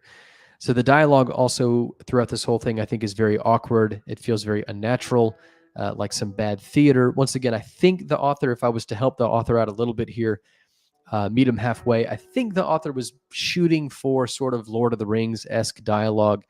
I don't think that comes off good. I think the author should probably take a look at Flops and Stormbreath's article that just have the little bit that I did see it when Harmony reviewed that article. That seemed to be pretty convincing, sort of elevated, sort of nobelistic sort of writing. This one doesn't. It really kind of falls flat. It's like a carbonated beverage that has exhausted all of its gaseous carbon. So I think the plot here, the narrative too, also gets pretty dull and unimaginative. The administrator suddenly gets this inescapable compulsion to go find this SCP, and we find that the SCP wanted this to happen, called the administrator sort of telepathically, because it deemed the administrator and the Foundation worthy. The only ones that it's deemed worthy in eons, so it just doesn't make a lot of sense why the administrator is here in the first place. Why is the administrator going on this expedition? It doesn't make a lot of sense. So I'm going to skip through this. I mean, there's a lot of things to say here. The number 7 is thrown around a lot just to kind of make it feel like it's meaningful. It really doesn't. The article didn't really go in to investigate how it can get this Mary Sue-like thing, any interesting or difficult or barriers or tension sort of factors. I think the article kind of takes us on these meaningless detours. For example, this one portion where they sort of talk about where they're sourcing the material that they need to carry out a project to get more Mary Sue information from this anomaly. There's just really not a lot of direction to this. It almost feels like a movie where the director was told you have to make it in an hour and a half, and the director is kind of like sitting there after filming and is like, how are we going to fill this out to an hour and a half? And so let's just throw scenes that we previously cut in here and see what we can put together. That's kind of the direction that this article feels like it has. Yeah, I mean, there's just almost, when this article feels like it needs a lot of help, it throws a table at you, and it just doesn't work. So I won't bore you with the rest, but we have serious characterization issues come up with a flat climax of the action, and even a sort of note at the end syndrome that leaves the article feeling as unrewarding as it began. Here's that note at the end right here. Kind of wraps up everything a little too nicely, in my opinion. So, I mean, minimally discussed.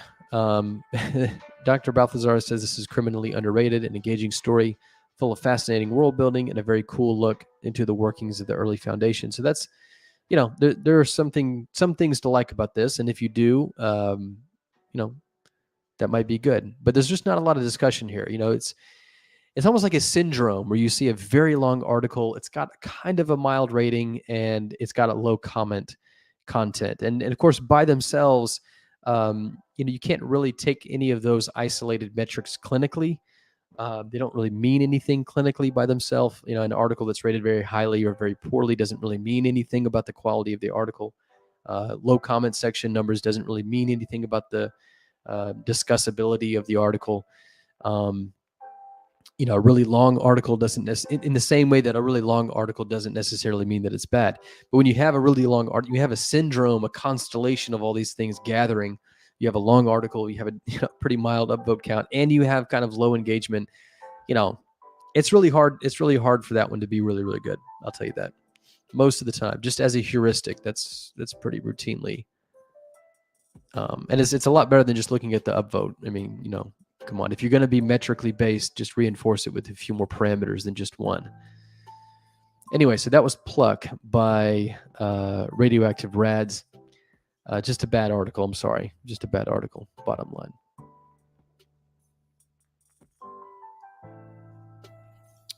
All right. So moving on, we got Premonition. This is by Attila the Pun. What a great name. So this is basically the contest theme. Let me just read this. SCP is an adult male human by the name of John Volps. SCP-7000 is currently the commander of MFT Epsilon 11 Nine-Tailed Fox. Just a nitpick. This is not a big deal, but once again, I'm starting to see this all over the place, and I just really resent it as a compositional trend for the wiki, which is to name characters in association with the context in which they're found. Vulpine is the name for foxes, so I mean, this guy's name is John Volps. I can't remember who did this or where. I think it was Cactus in some sort of like Scarlet King article, but basically, I think it was the Scarlet King was the last name was Sanguine.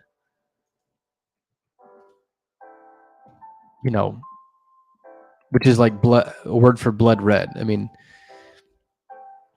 sanguineous or something like that. Like, it's just, what's the word for that? Can y'all help me? Can you help me come up with a word for that? I don't know what that word is, but it's not a good word. It's a pejorative. It's not a good word. And I see it a lot. So this is another example of it where it makes your eyes roll. It's just kind of cringy. It's toe curlingly embarrassing for the author. It's like, why did you do that? Why did you name your Nine Tails MTF Captain John Fox? I mean, it just doesn't work, man. It doesn't work. Anyways, moving past that, that's not that big of a deal. I can get over that. This article is basically the contest theme applied to a mobile task force captain, as we saw. I think it's relatively creative when it comes to the application of the contest theme, pretty flat and straight. As expected, this captain experiences anomalously good luck. So we're kind of starting out with some pretty unimpressive ingredients. But I will say, I think the article picks up and does a pretty good job with what it's given. So there's something to be said for that. We have some slight creativity points here for the idea of keeping this mobile task force leader unaware of his own anomalous nature. Same with the MTF Epsilon 11 team. I thought that was a nice touch in the description and conprox. Although later in the article, it kind of unfolds that kind of falls apart very quickly. But I still thought that was a nice idea to come into. As you might expect, and typical, I think, for this day and age of the wiki, this article and this anomaly is essentially a character study, but unfortunately, it's one about a sort of machismo, sort of army type, tactical genius kind of guy. It's kind of gives you the vibe that it's sort of like a closeted Jason Statham would play this character who's sort of like in the men's room and like awkwardly closeted. That's kind of what this vibe is. It does skillfully play with the question of what it would be like to actually be, someone who is, somewhat omniscient, right? But perhaps not omnipotent, So that's a nice little, glimpse, viewport into that combination of qualities. It kind of cleanly knots these questions back into the foundation itself, and what it's like being employed by the Foundation as an anomaly. There's a couple of good statements in this. Let's see if we can find it. Just searching for it. Looks like it might be in a collapsible. Anyway, this guy says they have anomalies on the payroll. I just thought that's a nice line. We kind of get into that here and there in some articles, not commonly. I thought this was kind of nice. So I appreciated that. It's competently written. There aren't really any massive errors or glaring decisions that I can really point to besides naming the captain John Volps. But basically, that's really all it is. I mean, it's not a very engaging article. Like, it is a character study, but obviously the point of that is to make the character rather interesting. I don't know if this really got that far. So I think what it relies upon, it doesn't do great. And so unfortunately, that's really the predominant stilt of the support of the article, and it kind of doesn't do a great job. It's got some strange wrinkles as well. So first, the document says that the Foundation is intent on keeping this human unaware of its own properties, but by the end of the document, particularly in these observation logs, we very clearly get the message that this person is very aware of his own anomalous qualities, and some of the rest of his team as well. So I'm not really sure why that's in there. It almost seems like the article forgot or got confused. I'm not really sure. And Also, I think maybe the worst part about this article, unfortunately, is that in order to enact a dramatic ending, the Foundation has this insistence of keeping a very close surveillance on this individual.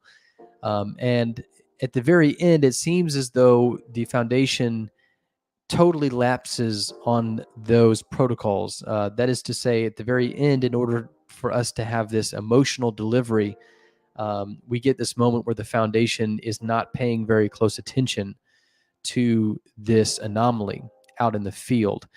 So in other words, without giving away the end, there shouldn't have really been as much of a time delay in this character's request for something, given that the Foundation knows that he's an anomaly and should be, as the Conprocs say, surveilling him very closely. But despite that, here it is inexplicably at the end of this document, and it seemingly is so that the plot can conclude on an emotional note of loss. So that's kind of a contrivance. I would call that bad machinery, bad machining. It's just the pieces aren't very skillfully welded together, and it's not very seamless. It looks like somebody had a difficult time welding them together. It sort of juts out awkwardly. So I think nothing about this article is particularly terrible, except for naming the guy John Volps. But nothing about the article is really particularly outstanding. So it's a pretty meh article. It's pretty firmly, just doesn't taste like a lot, I think. There was not much a lot going on. Damn, that's a bad one. There is not much going on in the comment section here. I think the crit here is lacking. So, you heard it here. All right, so the next one is, oh man. This is Boats by SMLT. You might know SMLT as the author of Crom AU, and AIS Mallard. And so I just always want to take the moment to celebrate, to applaud, and to appreciate when administrators of the SCP Wiki take time, out of their busy schedules to get on the ground level, of the SCP Wiki, back to its roots, back to why you're here, and write and participate, in something like this. So I really appreciate that. So wanted to point that out for AIS Mallard. Now, before I get into what I want to say about this, Fern read this article and had something to say about that. So I want to kind of figure this out first. This is what Fern has to say. All right. I admit, this one surprised me. When I first started reading, I thought it was going to be about the Bermuda Triangle. I was very happy to be surprised about the actual result. The clinical tone in this is absolutely flawless. It reads truly like a scientific report with purposed and failed experiments. Clever use of the theme. Pretty subtle, actually. I love seeing the Foundation outsmart an anomaly. It's a nice little synopsis of what goes on in this article. As you can see, very, very well appreciated. I think it deserves every upvote that it gets. I think this is an outstanding article. I really, really enjoyed reading this. It was so clever that I had to kind of go back and just be like, huh? Like, I know that there's something here. What is it? Ah, there it is. Brilliant. So let's talk about it. So this is a smartass of an article in the best of ways. I love this article being a smartass. I would rather read a smartass article than a dumbass article. I read a lot of dumbass articles. This is a smartass article, okay? It's basically an elaborate wisecrack. And it sort of like eggs on the reader. I almost get, this is a weird way to describe this article, but have you ever pulled up to a red light and you can kind of just tell that the person next to you is like trying to catch your eye so that they can rev their engine and like challenge you to a duel of your car, that's kind of the vibe I get from this article, but it kind of trolls you. So like it either doesn't go or it just like shoots when the light is still red and you're kind of just left sitting there in the dust going like, what just happened? What's happening here? So anybody who kind of feels the need to kind of go back and sort of like, kind of rechew this article and kind of try to figure out what is going on with it, I don't blame you. I think that's totally a fair thing to do for this article. I'm trying to find. I lost it. I'm so mad at myself. That's okay. Here it is. I'll get to it. Like I said, I really enjoy how clever this article is. I don't want to ruin it because it's just that fun of a read. But this article really subverts expectations in a very clever and enjoyable way. It's a very sophisticated piece of humor. It's a really good example of how you can do something funny on main and get away with it. It's also an example of a term, I don't know if you're aware of this, paraprosdokian.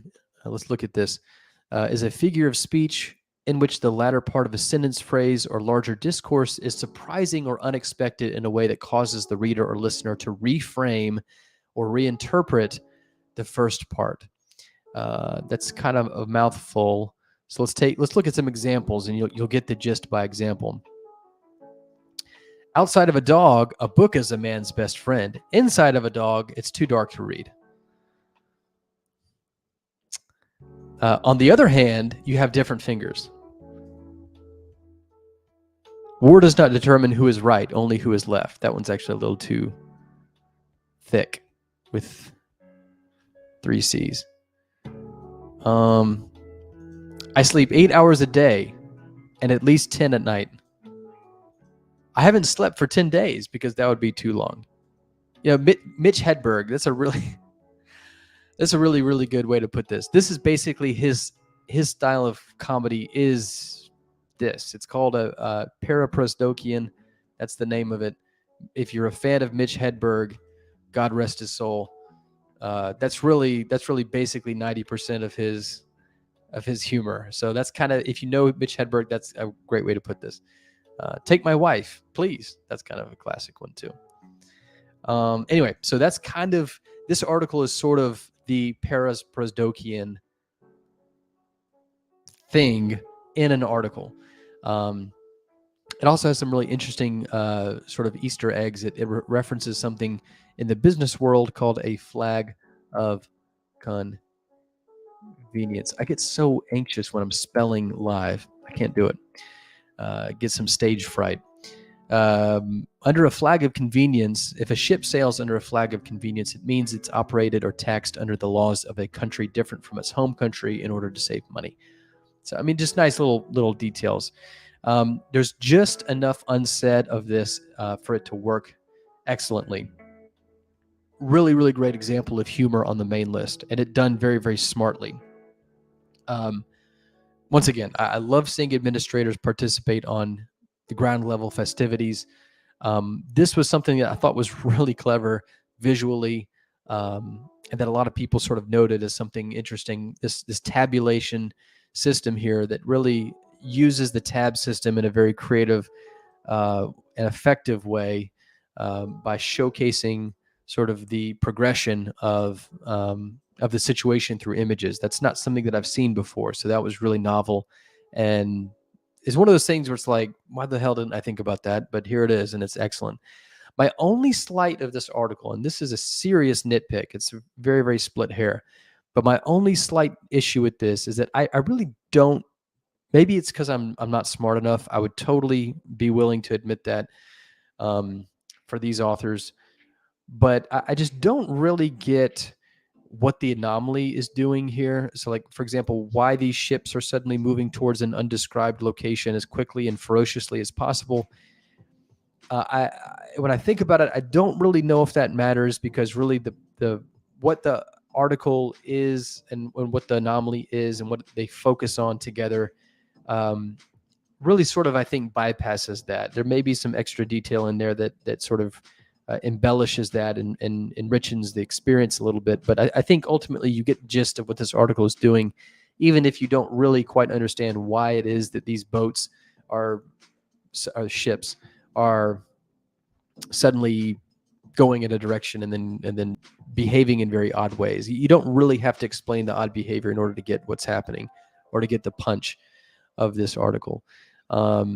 But it's really subtle use of the contest theme. I think that comes in at the right moment of this article. So really well liked article. I think it deserves every upvote that it has. Very clever. Just a lot of praise. I don't really think there's a lot of people saying anything bad here. Oh, look, Fern actually gave you all his credit, so there it is. You can read it. Ralliston, I thought was good. I didn't initially like I didn't really get the ending, but when I did, it hit me, and it hit me well, making me burst out laughing. Good work, you too. I think that was kind of most people's experience with this. It's almost like, yeah, it's like sitting at that red light and you just got smoked. It's like, oh, okay, like you just did circles around me. So Tufto even says, slightly embarrassed that I misread fish as ships, and it took a long time to get this. Excellent article to nobody's surprise. Taut, crisp, clever, and funny. Easy one. I love these adjectives here. Good job. Yeah, so this is definitely one of the better ones. I think this is absolutely raising the bar of the wiki. This is an excellent article. It's short, so it's very, very worth your time. And once again, if you haven't read this, you read through it, you're not really sure what happened, you're in the same boat as everybody else. So just sit with it for a minute and think about what I told you, the paraprosdokian kind of humor. You'll get it. Really good. All right, the next one is Unwilling Blood. This is by XHAWK77X. I don't know if there's a better way to say that one. So this is a really pretty stout article. I would liken it to drinking something almost neat with very few other ingredients mixed into it. It certainly is for some people, but I think for most tastes, it's a little abrasive of an article and of a delivery. It's really, as even we look through it together, a troubling behemoth textually. It's like looking at a brick wall. I think most of the sections here, despite their length, don't really achieve a lot. They're kind of dull. The conprocs, for example, they're the shortest part. They're routine and kind of uninviting. The writing here, I think, is technically unproblematic. The author has a pretty good grip of clinical tone.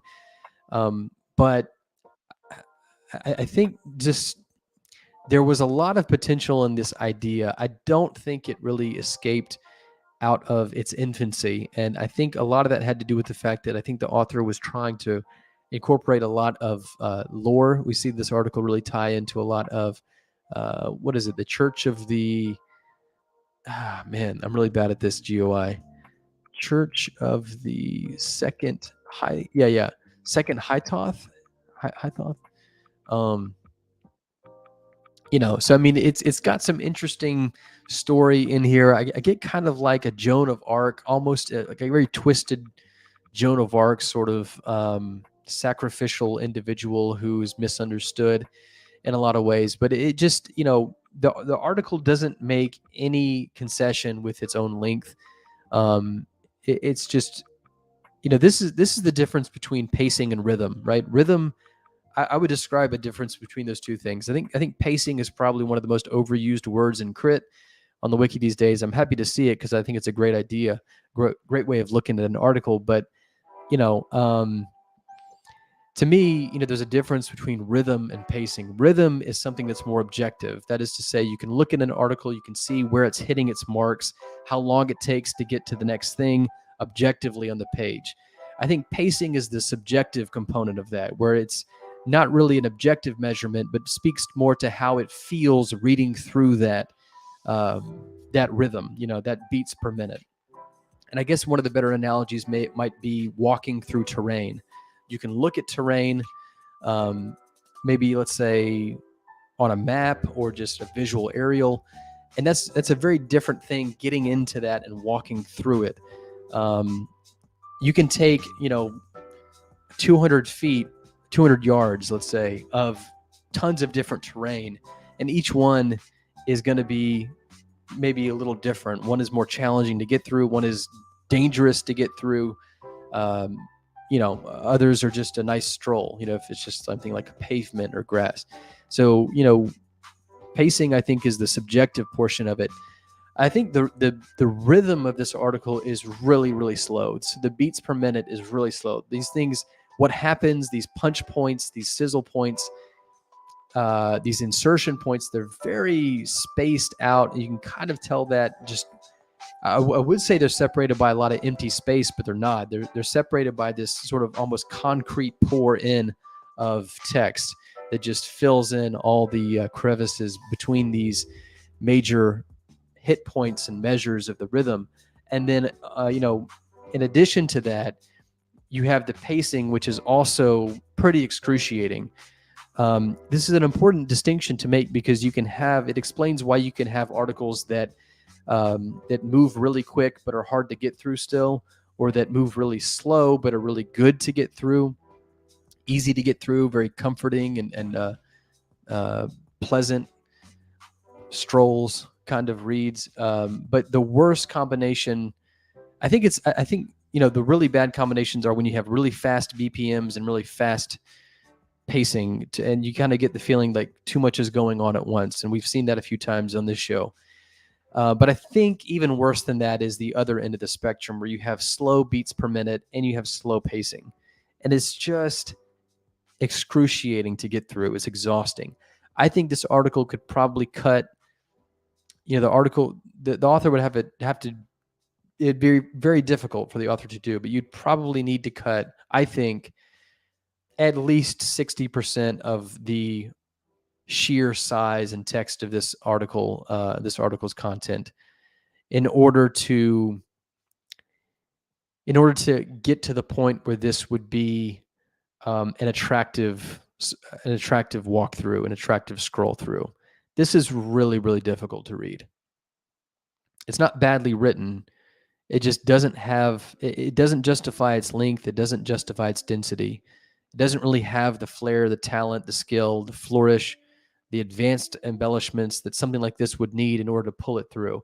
And so once again, we get that sort of syndrome, right? In medicine, a syndrome is something that's not definitive. It's not reliant upon one thing. Like, for example, if your blood sugar is like 300, you probably have diabetes. That's probably a good indicator of that. There are other things where, it doesn't mean that one number doesn't mean anything in clinical isolation, but this has that syndrome where it's a number of things. And if there are a sufficient number of certain vague things gathered together, that can kind of tell you that you have at least a syndrome going on. And so I think this article has that syndrome where it's incredibly long, it's incredibly dense, it has a pretty low rating, and it also has a pretty low engagement. There's only 5 discussions here. Obviously, one of them is the author post. A couple of them, don't actually, all of them talk about downvoting it. So let's actually just read a few of these because I think the comments do take care of this one. Radioactive Rads, who, once again, I think is an excellent critic whose work in the comment section I'm always happy to see, says the following. I like the idea of the unwilling blood prison. Very cool, but it's a slog to get through. The dialogue is almost all exposition and not interesting enough to stay focused on.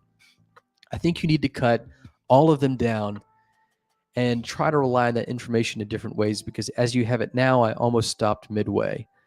Locke comes along and says, seconding that this suffers from excessively expository dialogue. The first interview in particular feels extraneous, mostly belaboring what could already be surmised from the description alone. I don't feel as though it serves a real purpose, so Locke ended up not finishing this. It was bogged down by an equally verbose glut of dialogue at the end. Wow. And it being presented through several back-to-back walls of text, it was enough to keep me from finishing it. So yeah, I think that pretty much says that pretty well. So, that's unfortunate. I think this was a really promising idea. I just think it's completely over-encumbered. And to the point of certainly to the point of displeasure. Okay, so really that was the articles that we got through this week. Like I said, it's a shorter spread because I'm trying to keep this shorter tonight. But we did skip one that I said we would come back to, and that is sort of the headliner of the night, and that is the Grand Symphony of 1976. This is attributed to S.D. Locke, but it also has a co-author in Not Gull. who used to be not a seagull. So an interesting combination, certainly something that we can look forward to, I think. And before we get into this, I'm going to take one more little break because I think I'm going to talk about this article for about 50 minutes, 45 to 50 minutes. So let me get just one quick break in. I'll see you in 2 minutes, and we'll be back. We'll finish out tonight with this article and talk all the details that there are to talk about this article, The Grand Symphony of 1976. So I'll see y'all. Give me maybe 2 to 5 minutes. I'll be right back.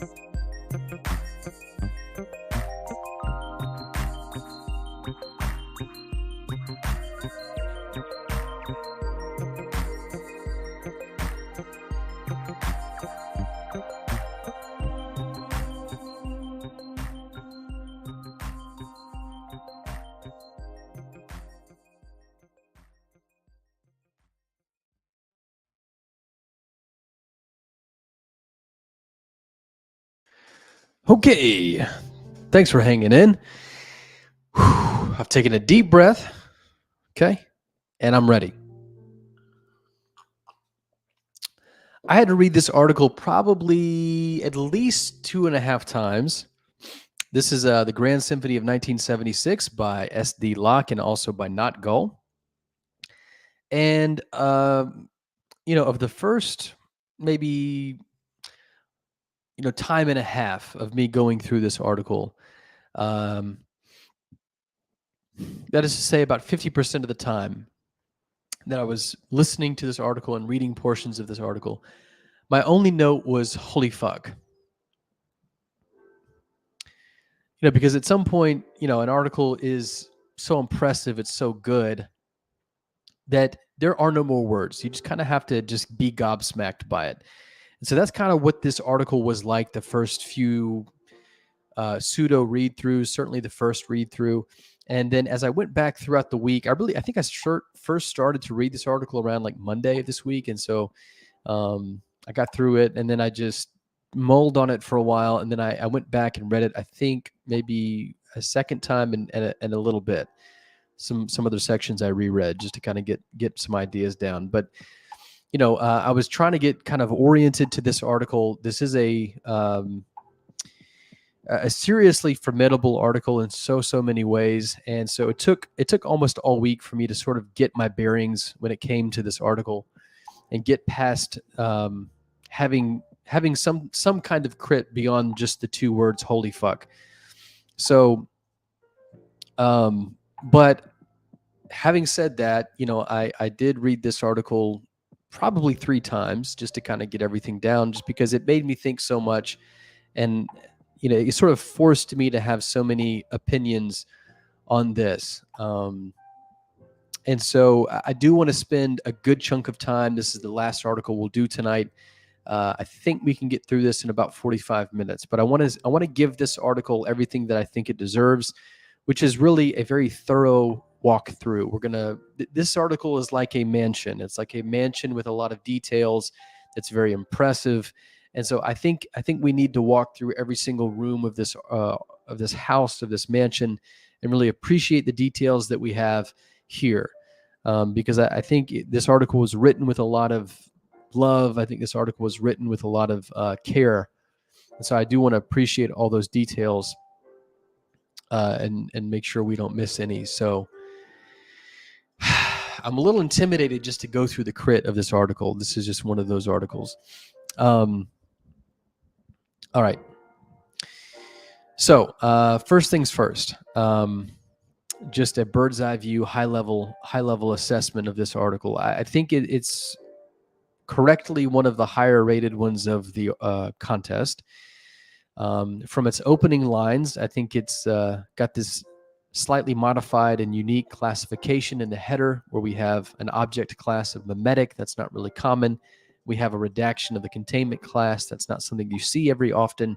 And so we are immediately given plenty of reason to be more interested in this article than your average article. We get sort of these containment procedures from what is a splash page on this. And just reading through the first moments of these containment procedures, you immediately understand that this is a serious article. This is an article that is sitting at the adult table, that has come to play, has come to win, and really has the command of the room when it wants to speak, I think. So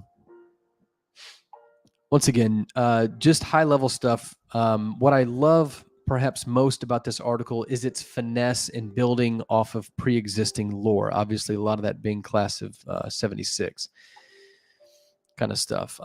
That's rare. It's usually the case that an author tries to take pre-existing lore and build off of it, but ends up sort of putting it in a worse place than if it had been left alone.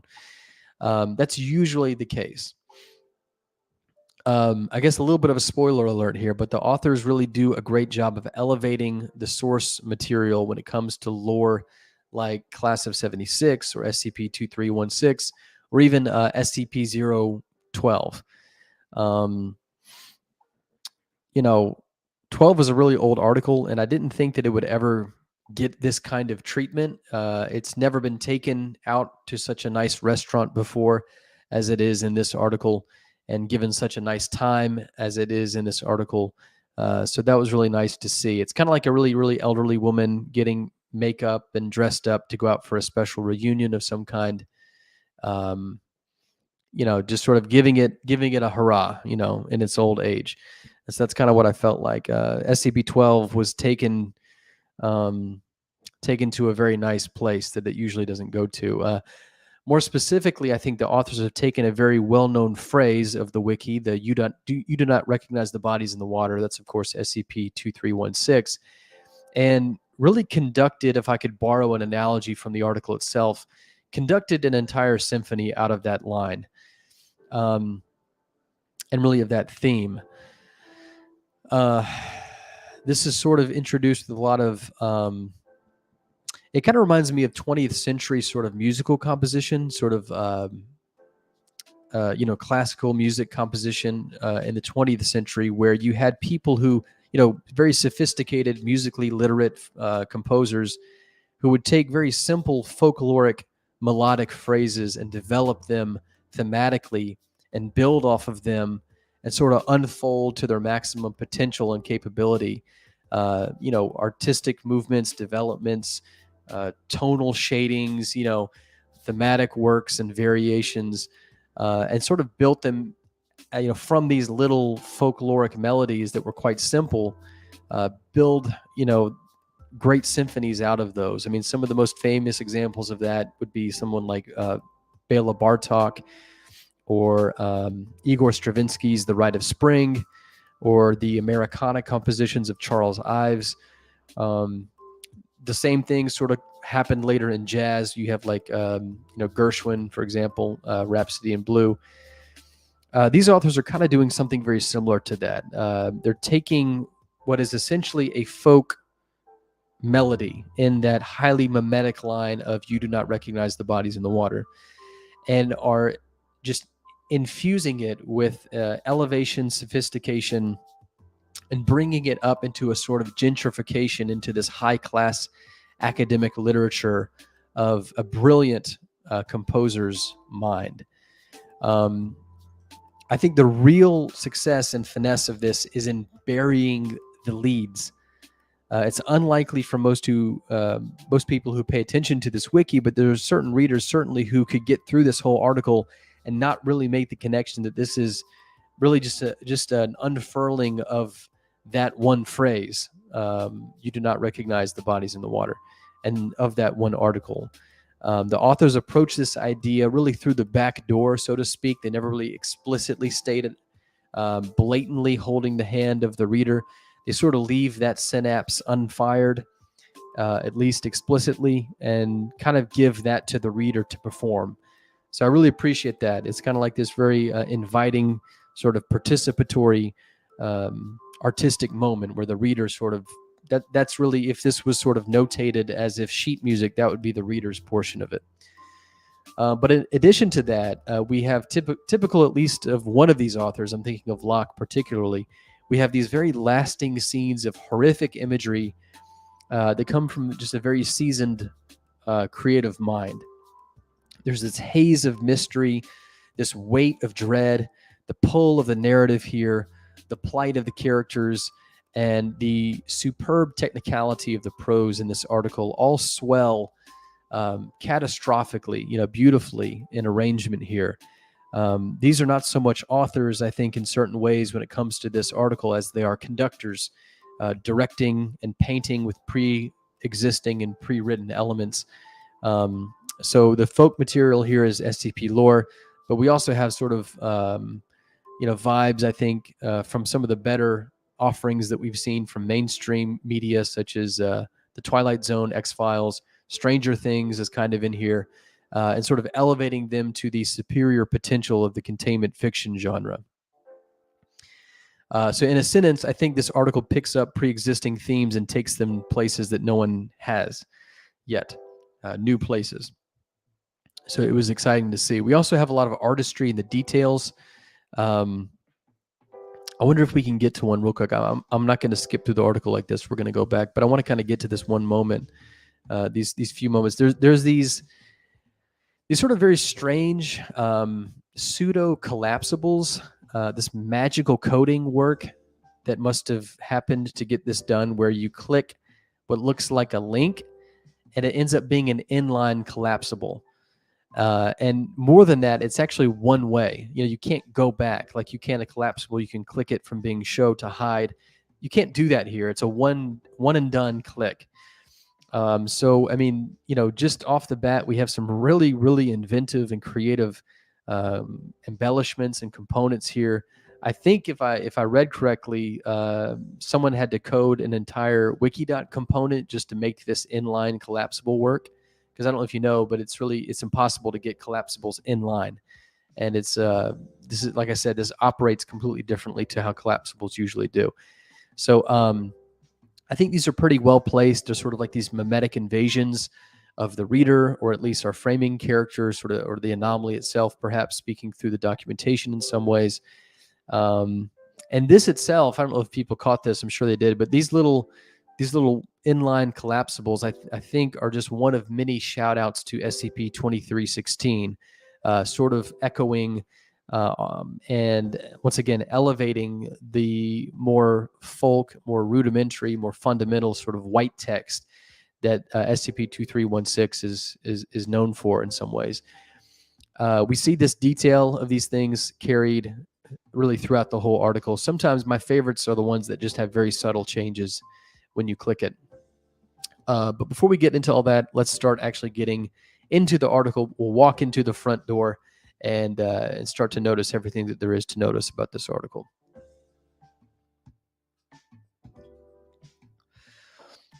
Getting to the splash page here, we have an elaborate set of containment procedures that are straightforward and lean. There's really no wasted space here. There's no extraneous detail. I love the detail of folding in a limited personnel. This is obviously something that those of us who work, in the real world have been paying attention to and playing on repeat as a sort of theme since something like COVID came along. And we have suddenly more ties to resource limitations, personnel limitations, modern geopolitical concerns where there's things like shortages and supply chain issues. It's just a nice detail and a very nice catapult into the unique challenges that the Foundation has to work through in this article. There's sort of this dystopia backdrop. It kind of continues with the automation of the logistics into and out of this operational site, giving a sense of quarantine and something dramatically spreadable and virulent. We're starting to get the scale of the article at this point. The authors know just how to build up tension, for example, telling us and the personnel that they are not able to identify what is in the black bags, the black body bags being delivered to the site. So we do not recognize the bodies in the bags this time. The listed criteria here for the null Ingram disqualifiers does an excellent job of meeting the reader and instilling a strong waft of nostalgia over the audience. Most of us are probably going to be able to connect with at least a couple of these bullet points in our own lives. And on that note, I don't think I've seen a piece of writing capture the feeling of being in high school as good as this does, maybe since something like Grease, the musical. I also enjoy what I think is a very sly and subtle detached content warning that the authors sort of sneak in universe at the very end of the splash page, where it says the following document contains information and images of a sensitive nature. This may not be safe for viewing. It kind of doubles as a little content warning. So I really appreciate that. So that's the splash page. I think it's a hell of a front door. Really, really grand, really, really ornate, really beautiful. And just immediately, it's like being shot out of a cannon into this article. It really puts you directly into the action and vibe and atmosphere. And it really doesn't let up. This article is a pit bull. It just latches on. It just doesn't let go for the most part. Okay, so now we're into the article proper here. And we're met with another callback really to SCP-2316 with this retinal scanner device that shows up at the front and throughout the whole article as well. That's something that's taken from SCP-2316. So it's pretty cool to see. Straight away, obviously, our eyes are going to the images, which are really remarkably effective. I'm impressed how the images are so heavily doctored, yet remain so convincing. This is the sort of distortions that something like DALL-E would produce, with that little dash of uncanny valley still present. In this main image right here, for example, It seems to me as though the artists know just where to leave the right elements, such as the suggestion of a buried smile in here somewhere, and that one left eye component that still anchors a more human element to the face right here. So just excellent. Some of the best image work of the contest, hands down. Really, really fluid, really convincing stuff, and quite disturbing. So obviously, it does what it wants to do. I also want to take just a minute before we kind of walk through, just to appreciate the visuals of this, the CSS, which I think Flops had somewhat of a say in. We got these nice dark gray, navy blue tones with some popping cerulean when it comes to these retinal scans, and a tasteful amount of decorative flair. I think these lined ellipsoid edged divs are good. I think they work well. We get these collapsed addenda headings that are oversized and give a sort of luxury feel to the presentation and the haptics of the article experience. My only complaint is that in some of the divs are white, and the authors, I think, try to put some of these inline collapsible components in there, and this just doesn't look very good. So, for example, here's one right here. It's really hard to see because the font is only a few shades darker than the backdrop, and so it's really hard to see this. But this is one of those JavaScript collapsibles. And then the only thing that I have to say about the visuals is that unless you're on one of these differently colored divs, the highlighting of this is actually, it's a little better than I thought it was. I don't know where I was reading. Maybe it was the previous page. Anyway, at some point, the highlighting looked really bad. Maybe they fixed it. I think they fixed it. Maybe it was always this way. But I remember highlighting this, and it was just basically white on white. I kind of want to say that I guess they fixed it. Honestly, that was something I was going to mention. So kudos. Maybe someone mentioned it, or they just recognized it. Maybe it was the browser I was on. I don't know. But when I highlighted, it was very difficult. I couldn't see any of the things that I was trying to highlight. So I guess that's not really a complaint anymore. All right, back into it. So into the actual description here. Of course, the conprocs basically, spell out things that we kind of have already been introduced to some extent. But the description, when we get into that, we're really cooking here. So the idea that I think is really neat is that this is an anomaly that attacks by way of weaponizing nostalgia. This is just the perfect place. These cannons, the class of 76, I think is one of the perfect places that you could potentially put that idea. So just excellent job right there. I love the little flourishes in this, such as the -G instances right here, for example. Which stand for Gestalt. It's not really a common way of designating. Usually we see 1s and A's and B's and things like this, but I appreciate and enjoy the creativity of calling it something like Gestalt, -G, with the name having something to do with the nature of the designation letter. I thought that was kind of cool, and then moving on from there. Next introduced are the main mechanisms of the anomaly in the description here, basically this numbered section right here, where we're introduced to this grotesque transfiguration of somebody into a deceased member of this senior class of 1976 at this high school. That alone really does enough for a good article if done right. I mean, that's just an excellent idea. Really all you need.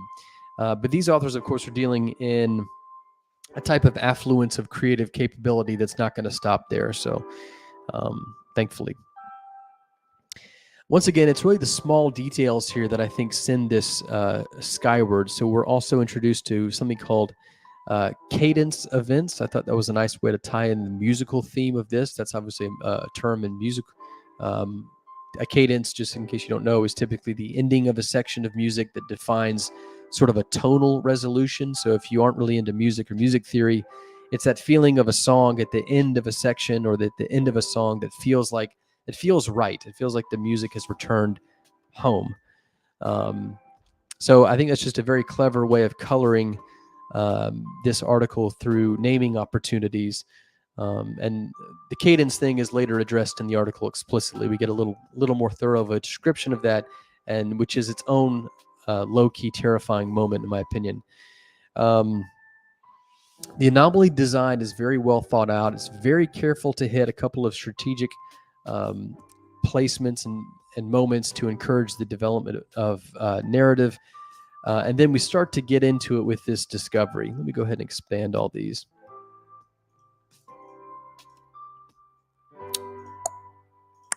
A lot of addenda. Pretty long article, but it doesn't feel long. The rhythm of this is just right? We get a consistent hit, right? It doesn't take too long to get to the next event, objectively speaking, and the pacing of it is excellent. It really does a fine job making this a pleasant ride. So we get to the discovery section here. I think this paints a pretty simple and effective scene with a lot of unease. Obviously, the image work is very interesting as well. Also harkening back to SCP-2316. It almost looks like a floating body, which is another theme that kind of points out of the writing throughout this whole thing. This whole discovery section is, as it's described, something that's very easily imaginable. It's very readily understood, and the authors sort of decorate it with a creative filigree to the point of being ornate. A lot of great details in here. Even a little bit about somebody soiling themselves, I thought was kind of a nice touch. The introduction of a scheduled concert in this section around all of these unsettling developments sets the stage for this narrative sort of destination and collision point that the whole of the article at this point certainly points towards. The details here are very clear. The affected students we see doing relatively normal things, just in very abnormal contexts of this anomaly's onset. Again, also the inclusion of good naming in the form of a company that's called the Symphony, which we'll get to that in just a second. Lastly, and interestingly, there's this unnatural magnetization of the students towards a more responsible and productive direction, all of them simultaneously, for example, focusing on the studies or going to Bible studies and things like this. So there's something very cult-like and almost Stepford Wives, amounts of uncanny artificiality in that. This ends up being a little bit of a theme poured throughout this article, sort of a very subdued version of the Book of Revelation almost. The authors punctuate the anomaly in set design by denying access both to the Foundation and to the reader, into this inner sanctum of the anomaly, which is this auditorium. It's kind of the destination that we've been building up towards, and it's just a brilliant move to exclude us from this, certainly initially. As I've said before, one of the primary strengths of this article and its authors is the tactical understanding of when to deny information to the reader. They do this really to a remarkable effect throughout the article with regards to things like mystery, horror, and this very slow building, but certainly crescendoing sense of just being disturbed throughout the read. I think it's interesting and notable, hopefully a detail that not many missed at this point, is that the personnel whose retinal scan we've been doing is also the individual who's doing things like this interview. That obviously sets the stage for some characterization and really almost points almost a little too clearly towards what we think is going to happen. So there's a criticism of this article in the comments that says that really that was not very well played subtly, and it sort of tipped its hand away from its chest a little too much to where we could see the cards, where if you put that a little closer to the chest, it may have been a little more tactful. And so the ultimate effect is a little bit of anticlimax, and I kind of agree. But it is something that we should notice, that this Agent Locke, unfortunately a self-insert, but what can you do? is both inside the article and somewhat outside of it, and that really comes into play as well. The interview, I think, right here in the discovery section with the parents of this affected teenager, I think is really organic for how odd the setting is. The characters, I think, are well crafted and well directed into the goals of this section. They display proper emotion here when it's merited. There's also a very professional sense of tact on the part of this Foundation agent conducting this interview, which does really wonders for character believability and thus the emotional delivery, I think. There are a few moments, I think, where the characterization is a little shortcut. For example, the line about the son never having any musical capabilities. Let's see. Yeah, Locke says, "This is odd. You see, nothing in my records indicate that Kevin was musically inclined." I'm really not too sure of the connection as to how or why being confronted with this information is just so dramatic for these parents when they were able to seemingly tolerate a lot more cognitive dissonance prior to this. But, that's a nitpick. The authors really know good moments to recant access to information. And we kind of get a half interview by the end of this, but it's just enough content. We also have some good emotional identification of the victims of this anomaly here, something that we really haven't been introduced to prior to this point. So we're starting to build up on multiple levels here. All the cylinders of this engine are starting to churn. There's a few moments of expected dialogue, I think. If I had to say one thing about this interview, there's a few moments of dialogue that feel very expected. Maybe not to the point of trite, but certainly showing us something that we've seen before in similar situations. For example, the mother and the father being overly doting to this traumatically embattled son and having, the voice of an angel, I think is something that it says in here. Let's see if I can find it. Oh yeah, it was the voice of an angel talking about their own kid, I don't know. It just seems it's just a little. These lines that pop up occasionally that just seem like they're written with a little too much cognizance, a little too forcefully, And there's another line in here that I thought was a little overbaked. Now, where is that line?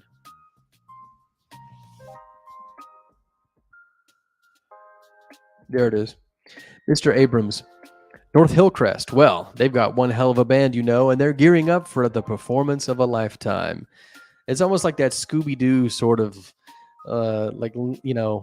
wink, wink, at the audience, like it's to die for. Kind of, it just seems like it's coming off too strongly to be like a soundbite, sort of tagline. Just kind of throws me off just a little bit. I think that could have been smoothed over just a little bit with a little bit finer of detail, I guess, of a sanding. It just comes off as a little unkempt, I guess, is what I'm trying to say. I also think that just having finished the article while I'm here, I don't really think this emotional section, this interview at all, really is delivered upon very well. It doesn't really come back. I think it would have been a nice moment to maybe leverage some of the emotional development that we invest in here. But just for what it's worth, having finished the article, I think that I wish we would have revisited this and developed that just a bit more after this moment. On the other hand, there are some really miraculous phrases in this. Mr. Abrams starts and stops twice to speak, features fighting a losing battle of composure. Really, really good. Ovation-worthy sentences in this. Something else that the authors have done correctly with a ton of smarts is find a way to justify this more narrator-centric first-person prose elements that we see in this interview into the clinical documentation. So, for example, at the beginning of this, we see that the transcription includes after-action notation from the agent.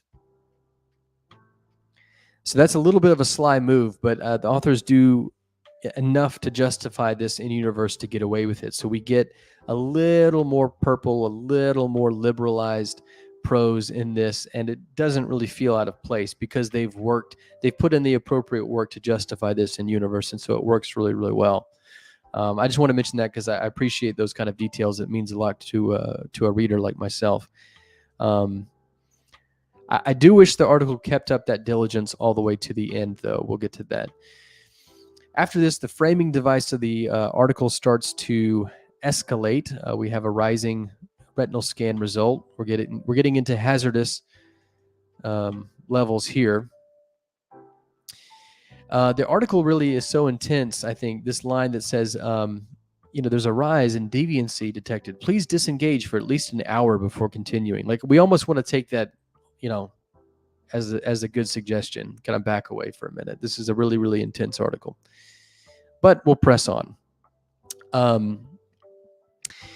There's also really, really good use of, particularly in the next section here, this incident log, there's really, really good use and treatment of cognitohazards or a compulsion effect. Cognitohazards are really just the more modern and evolved form of compulsions, by the way. But just like my thesis with something like pataphysics, where these elements are best left understated, the authors do a good job of that here. They don't explicitly talk about a compulsion effect, but there's clearly one at play here. So I think it's quite nice. It does have compulsion, I think, baked into it pretty hard, but the authors deliver that to be a sort of see and don't state sort of thing, and I think it really works well. It creates this very seamless shape and surface that's just not really distracting, I think. In the next addendum here, there's a steady build of tension and tonal dissonance. We get ritualistic processions and sort of Children of the Corn-like vibes. The authors play around with that inner sanctum of the anomaly, the auditorium here, really that has been denied to us. They sort of tease the read with this. Excellent atmospheric decision-making to give sort of an earshot's glimpse into the atonal music that is coming from this auditorium, insinuating so much and ramping up the mystery. Satisfyingly, I think we get to move into the space with the task force finally, kind of shoulder surfing these agents. And the pull of this mystery at this point with this sort of leading thread is just really, really reinforced, I think, as soon as we are given this pleasantry with, for example, this little student character who we're following suddenly goes behind a curtain that's just as mysterious as the auditorium was just a minute ago. So the authors really know how to sort of reel the reader in with this constant stream of mystery pulling them through. I think even the timestamp use here is very, very clever. Almost serves as these little pseudo vignettes or episodic sort of installations into this. A lot of them even end on these sort of quasi cliffhangers, like, for example, this one right here where it says, with a free hand, he counts down silently from 3 and then pulls down the curtain. And then we get to the next timestamp. So it's just kind of this nice little structural format sort of inclusion that I noticed and I thought was pretty effective, honestly, kind of almost subconscious, but it really works well. We get to some really horrific imagery in this part. It really sort of, the imagery, the body horror sort of reaches a fortissimo, I guess you could say. It's sort of like X-Files levels of striking visuals. Our first glimpse of the primary students here, of course, is one in which we cannot recognize their faces due to the grievous damage to their faces. They're unable to be recognized. This is just a constant garnish, just peppered throughout this entire article, just over and over again. Very subtle. Really, really appreciated that. Very cool. Like I said, really gruesome body horror at this next part. We get just an what is that word when you basically say, you can tell my brain is dying. That word, that word, where you make a word out of the sound of something, onomatopoeia, right? Yeah. There's really this nice onomatopoetic vividness of this scene, of the trauma that goes on. And for example, this neck cracking that happens here. And then what happens to the students really, it gives this sort of impression of a demonic force that is using these poor students as puppets. Really just a gross and disturbing detail that I came across that I thought was really awful is this. As he brings his head forward, it can be seen that little remains of his face beyond the viscera of a large gaping wound. He places the cup of the trombone to this wound and begins to play. Yike. That's just so gross. So disgusting. We get some mouth-to-mouth recitation. The medical professional in me wants to get a little nitpicky about this mouth-to-mouth resuscitation attempt, but we'll just forget all that. It doesn't matter. We get to this awful image. Oh, God. Awful image of this person giving mouth-to-mouth to what is quickly transforming into a long, decomposed corpse. So it kind of brings to mind the most vivid scenes of something like Sewell's Until Death tale. Really revs into a higher gear image-wise, and disturbingly so. We see this body forced underneath the door in a messy fashion. So her Johnson recoils and retches as the cadaver is sharply lifted into the air and towards the auditorium doors. As they do not open, her remains are messily pulled under the door's bottom clearance over the course of several minutes. Ugh, this is getting really, really messy. Really gross. The mimetic, the mimetic collapsible here tries to euphemize that line for us, tries to save us from it. But hey, in the afterword, we get this impression that the participation of these students in this anomaly is starting to have this like catastrophic domino-like effect for innocent people in kind of like the real world suddenly, kind of like these children who just suddenly die. So I think at this moment, this little collapsible at the end of this afterword is really the first one where these inline collapsibles get a little melodramatic, and they start to get a little carried away, I think, at this point throughout the article. We, moving on, continue to get masterful displays of thematic weaving and detail, like the tonality of people's speech starting to mimic the anomaly's melody. That's brilliant. We get a wonderfully effective and, dare I say, nostalgic casting of SCP-12 into the role of this cacophony. We see some pretty rare and extenuating attitudes from the Foundation when they decide to just casually decommission, that is to say, terminate 113 students. It just really throws this article into higher gears every time you drop something like this in it. There's really skillful and thoughtful world building here, where these options are limited due to the field of memetics being sort of nascent and not really well understood. That's just a nice way to incorporate that into this article and use it as a narrative fuel. We have, once again, some nice subtle incorporation of other well-known articles. For example, there's a reference here to Salvation High School in Indiana. That's obviously a reference to another DJ Cactus article.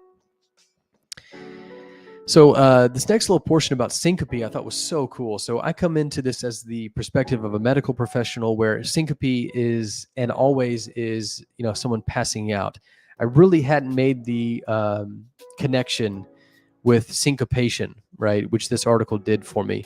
And then it took it to the next level and blew my mind by giving me the more sort of etymological angle of the word, which is, this grammatical sense of the use, where it defines the omission of sound from within a spoken word. I mean, this is just speaking metaphorical volumes, very poetic volumes to what's happening in this article. And it just blew my mind. Yeah, I'm never going to be able to look at the word syncope again after this. And it's something that I see on a daily basis in my job. So just kudos to the authors. Really, really great way to plant the article into my head that I will never get out. We get to experiment log. This is a nice experiment log. It's kind of freshly delivered to act more like a transcript, which was interesting. The prose is immersive here. Again, it's the small details. I love how this affected researcher, for example, speaks intentionally in a monotone so as to not transfer the meme. That's a really cool detail. There's some really great sentences here. Excellent construction. Let's just take a quick look at one. He talked about it before, and I figured he was just letting his life flash before his eyes. That's good stuff. Once again, we still have these mimetic inserts all throughout. They start to get a little more aggressive. I think they start to get a little more melodramatic the more they try to explain as well. I thought this was a pretty cool one, though, where it's obviously a lake trip. That's, once again, another kind of slightly subtle reference to 2316. But this is really where I think they start to get a little ridiculous. This is really the moment at which I became uncharmed with these inline collapsibles. I started to regret coming across them. Not that I minded the work of clicking on them to reveal what the next thing was going to be, but just that they kept getting, they didn't really have anywhere else to go. They started off being very subtle, and now they're very elaborate. And I get that that's sort of like, its own sort of escalation. The whole article is escalating everywhere altogether, like a symphony. But it just feels like a little sharp or a little flat of a note. It just feels like it's trying too hard. Comes off as a little cringy, I think. But we start to kind of get a little more of a characterization on the other side of things here, like on the anomaly side. It almost has this sense of like pseudo-heroicness to it, and sort of like retributive justice going on to this potential backstory that something like this collapsible reveals to us. I think we also see in this one of the most masterful uses of strike through that I think we've seen on this channel. For example, this part right here, basically we can tell that the person doing the research is becoming infected with this mimetic hazard and is going back and striking out sentences that are essentially memories that this person is realizing later that are not their own. So just a really masterful touch, a very natural place to extend the action into. I really appreciated that. And then after that, we get this rapid flurry, this progression of SCP-7000, this very rapid flurry of timelined events here that push the narrative to a climax. This article in this section gets like virtuoso levels of creepy. Each section is like its own little episode, its own little vignette, its own little amuse-bouche of like incredibly talented craft making in the horror genre. My favorite is the Wailing Tumor. I thought that was pretty interesting. Also, the struggling tumors after the body was euthanized. Pretty fucked up in the best of ways. Unfortunately, here we see what I thought previously would be a more humble site insert, character self-insert. Previously, Agent Locke becomes like lead researcher Locke, and that's not really that big of a deal. Obviously, it's well justified in the context of the article, but once again, it's just, just comes off as a little self-aggrandizing. Not a big deal, but it is there. We come to the culmination of all these events in sort of a sweet melody of emotional impact, just scrolling through all this. When we get to this sort of letter that the protagonist writes to the O5 command. Really sweet melody, really emotional impact, a lot of good backstory with regards to our protagonist. It's deeply touching. It's very well written. It just makes me think that one of these authors has experienced this. That's just how genuine I think this explanation is of this section. All right. And then the article ends. Oh boy. And then the article ends.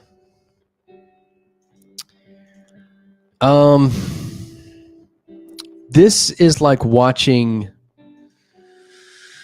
Let me draw on the metaphor. You use the article as its own metaphor. This is like listening to a beautiful symphony, and it reaches its ending movement, and it has its beautiful crescendo at the end. And instead of that big bang, dun dun dun, that tells the audience that the piece is over, instead of that nice, punctuation to the work, instead of a nice orchestral declarative moment, it's like someone sat on a whoopee cushion instead. That's what the ending is to me. I mean, we get this like complete de-evolution of everything that had been so carefully textured and woven into this article. For example, there was a lot of effort that we saw earlier to keep this article very justified, in character for the Foundation, and obviously it just throws all that out the window. We get this really, I mean, this is really the equivalent to Zalgo text when you have just mashed keyboard kind of stuff like this. I get that there's a little few things in here that you can pick out. SCP-7000 is massacre class. You know, I mean, there's some little things in here, but this is basically the equivalent of Zalgo text. It's really, really try hard. It's really cringy, cringe lord kind of stuff. And it's just a shocking direction for this article to try to end on and go in, honestly. I mean, this was like, I don't think I've seen a more asymmetric letdown in terms of the quality of an ending and the quality of what led up to that ending. It just feels incredibly incongruous. It feels like the article just took a completely wrong turn. You know, we're going at very fast speeds with this article. It's a lot of high stakes stuff. It's very well written. The car we're in has the capability of an incredibly high max speed. It's like a Lamborghini, and it just takes one wrong motion on the road at such high speeds and such dramatic achievements of engineering for it to just be completely ruined in a second. And I think that's exactly what happens. All the article had to do, in my opinion, was just land, simply, gracefully. It didn't do that, and it kind of skidded down the runway and ended up into a ditch. That's kind of what this article ending is to me. First of all, it performs all of the most laughable tropes that I could think of.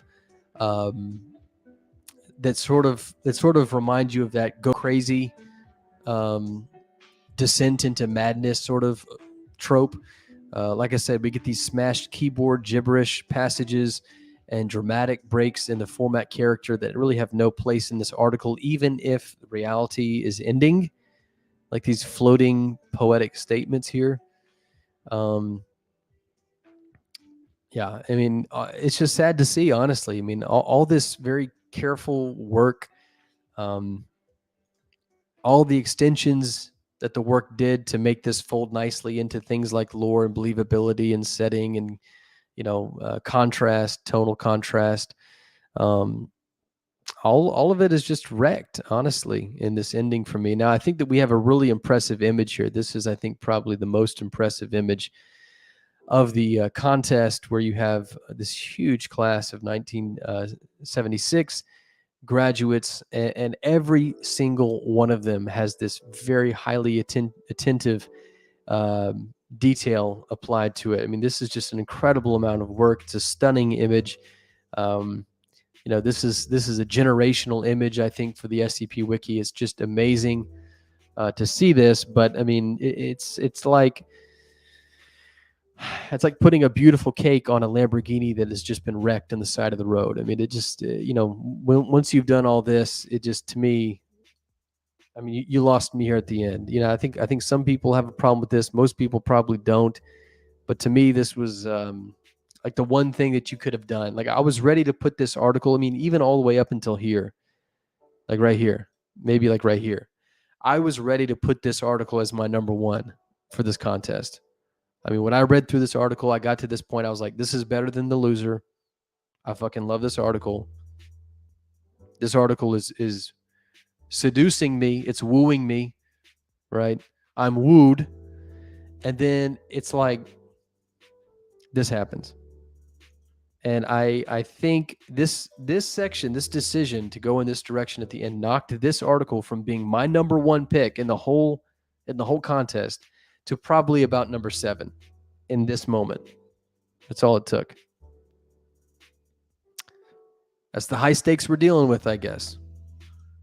It just feels very spat upon, And what's the point of the care? What's the point of the restraint? What's the point of everything that we did so carefully earlier if we're just going to end up here, and go completely pataphysical and get into a what's the point if we're going to end up in a wiki.comment section? So, I mean, I really hate to say this. I don't think there's ever been a moment in history of crit in the SCP Wiki where someone said more meaningfully and genuinely than I am right now that I really wanted to love this article. But I was really, really disappointed in this ending. I think the authors are better than this. That's really one of the reasons why I'm disappointed. I know they're more clever and careful than this. I almost assume, I almost have to believe, just to help me make sense of this, that this ending was the result of maybe running out of time. That the contest was sort of a time sensitive thing. I think this whole ending, I mean, the descent into madness. Obviously, we have some white text here too that just shouts out SCP-2316.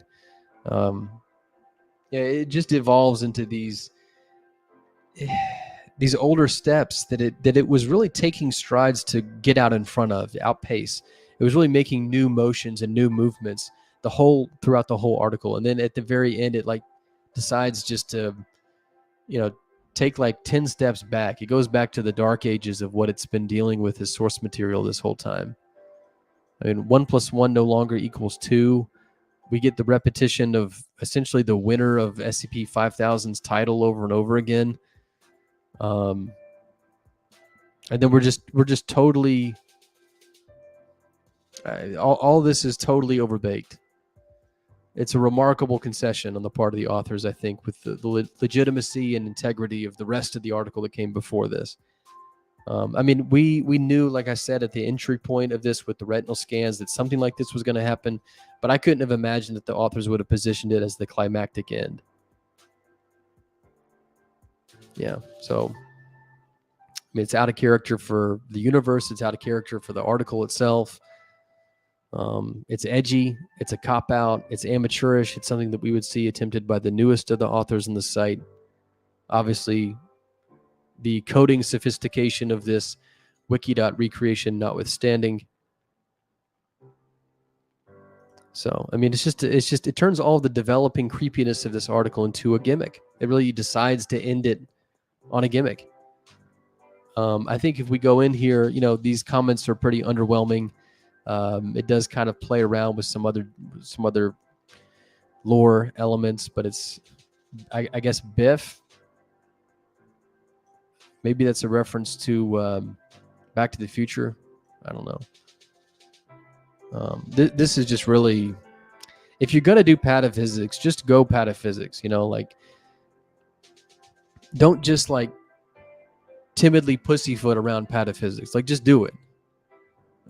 This feels like you didn't know what to do with the ending, and so you felt like you had to put something, and so you did pataphysics.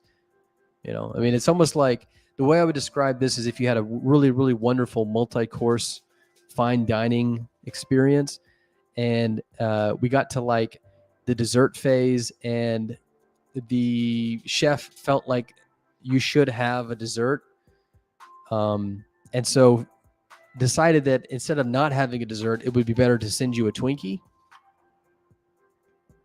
Like, just exclude the dessert, right? I will say this is nice. Let's listen to this.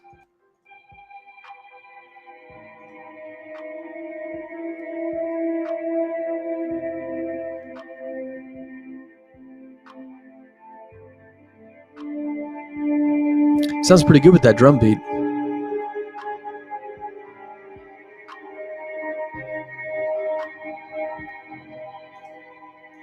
So this is a really nice piece. I mean, this is obviously written and composed for this article, so I kind of like that.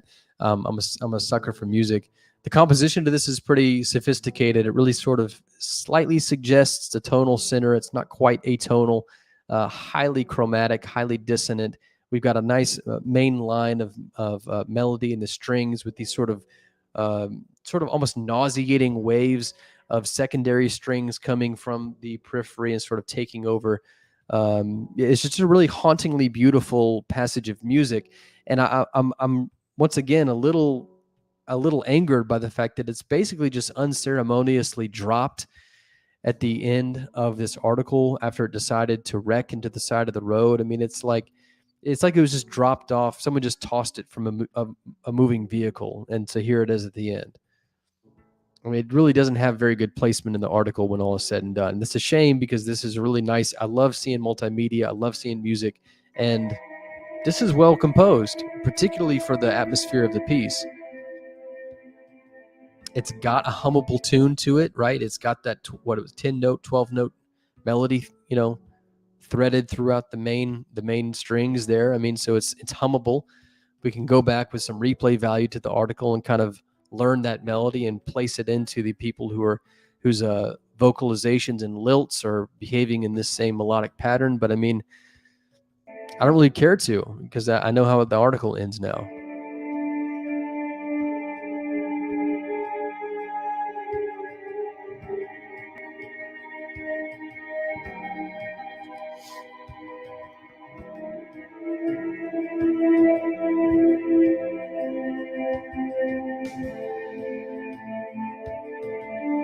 Yeah, very alien. There's not really a tonal center, but it's not quite atonal.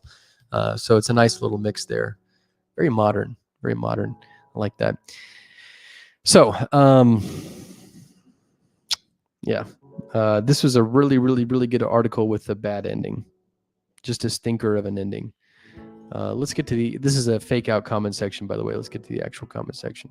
I also don't know how I feel about the authors giving themselves 1,976 upvotes. I'm kidding. It's a joke. So looking through the comments, there's a lot of good comments here. I would highly encourage you to read this. A lot of people do kind of have some issues with this. The ending really is mentioned by more people than I would have thought. So that was nice for me to see. I really wanted to focus in on this. There's really a lot of great things to say about this article. I mean, the people who are praising this, I think, are doing an excellent job. Like everything that I said good about this article, I still feel is excellent. It's still a great article. It's still, I think, top 10 of the contest pretty easily. But I'm just a little more disappointed in it because, like I said, I was about to make this my number one of the contest, and now it's probably going to be some. And authors don't care about where I put their article, I know, but just to communicate how dramatic of a failure that was at the end of this article for me. I was going to put it at 1, and then the ending happened, and I'm probably going to put it at like 7. There's a lot of people who have some really good things to say. I think Dr. Trentavon, I'm very conflicted. I upvoted. I don't plan to change it. But it feels as though there's a lot of questions, very little answers. Vague, I guess. Yada, yada. I wanted to kind of highlight one thing. Lord had a really excellent, really, really embattled session of crit here. You could absolutely tell that Lord was very almost drawn and quartered as a result of this article, as I am too. Let's just read some of this. Honestly, I'm not sold on the idea. The score is explicitly because I'm personally not a fan, not because it's inherently bad. Tell you what, let's just not read this. Let's go down to Locke, because Locke responds to this, and you know that you've done a good job as a crit when the author's response to your crit is like this long and this detailed. So you know you just did a good job. So there's a moment in here, if I can remember. Yeah, they're talking about the ending. And then Locke says this: end of the day, it's the way I decided would best show the world ending. It's admittedly not perfect. This is all the part that I hate, where the text goes crazy and shit like this. End of the day, this is the way that I decided would be the best way to show the world ending. It admittedly is not perfect, perfectly justified, but mechanically there's nothing else to write within the context of the article itself because everything is too fucked for there to be some, I don't know, official report or in-universe update. So my note here would be that if there's nothing else to go to in document, then that seems like a pretty good natural ending point. That sounds like a perfectly natural conclusion, a logical one that the article has told you that you are at, which is not a luxury that a lot of authors get. When it's a result of this article being very well written that you get to that point. Ending it there is better than saying to yourself, well, we got to do something here, so let's just throw in whatever we can do as an sort of this appendage that's sort of sticking off in a tumor-like fashion of this article at the very end. I mean, it really does explain the baffling compositional decision to include pataphysics so it's nothing against pataphysics. It's just that just in relation to the rest of the article, I mean, what in the world is this doing here? Just zoom out for a second. What in the world is pataphysics doing in a class of 76 article? Like, really? It just, they're like, it's like the worst pairing in the world. Like, what are they doing here? It feels as though the authors felt like, I don't want to end it this way, just like Locke says. And so I got to do something. So here's pataphysics that I'm going to grab and put it in. It's a shame because I know it obviously took a lot of time to do all that. That's a ridiculous amount of coding to get that to work. I mean, just a baffling decision to me. Baffling. There's another defense in here.